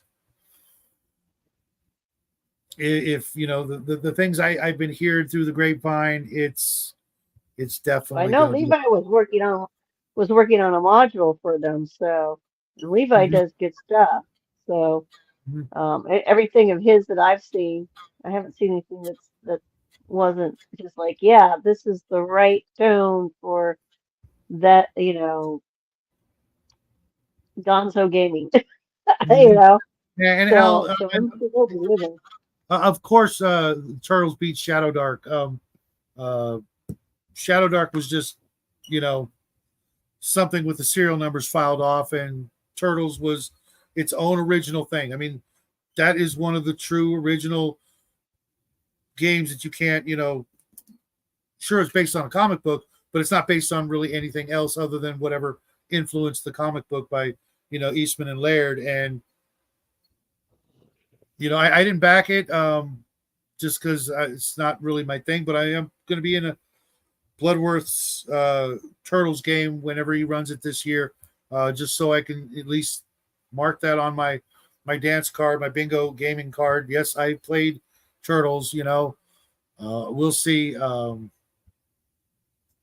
But, Palladium itself it's a pretty solid game, pretty solid system. A little overly complex in the combat for my liking, but, Well,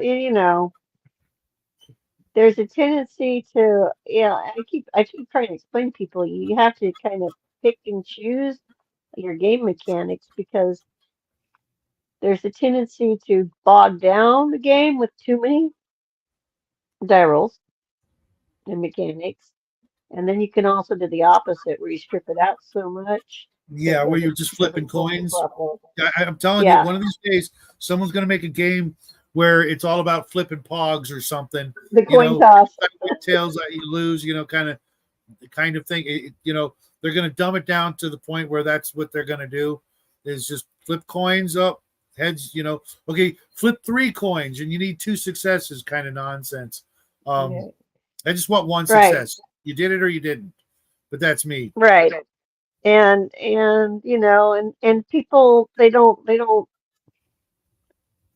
think about why you might use different combinations of dice and how that affects the game one way or the other. They don't think about bell curves or just a straight percentage and stuff like that. But those are different numbers and they give you different results. So hey, Bo, you could always write your own game. Bo not made by a company that. Yeah, I know life is full of partial successes, but I from like a real life perspective, I don't notice all of them. I just notice whether I get my way or not, and that's all that matters. Well, sometimes you just gotta make lemonade out of lemons. Yep. And I know you could, Bo. I just know right now you're up to here with busyness, so just think about it. That reminds me, I'm supposed to review somebody else's games. I got to do that this weekend. But somebody sent me their stuff. I have too, right? I'm gonna say goodnight, folks. I gotta to help the boy with homework. It is getting close to his bedtime, and I want to make sure he's got all his stuff ready for the weekend. Thanks for hanging out with me, Grandma. It's been too long. We got to do this more often. We do this every Thursday. If you're not busy, I know. That's what's killing me. I know. I just happen to have a moment of quiet right now. And people are home. Gotta make dinner. Okay. Bye. Take care, everybody. Thanks for showing up. Thanks for playing along. We love you guys. And until the weekend, I guess, Saturday, happy trails.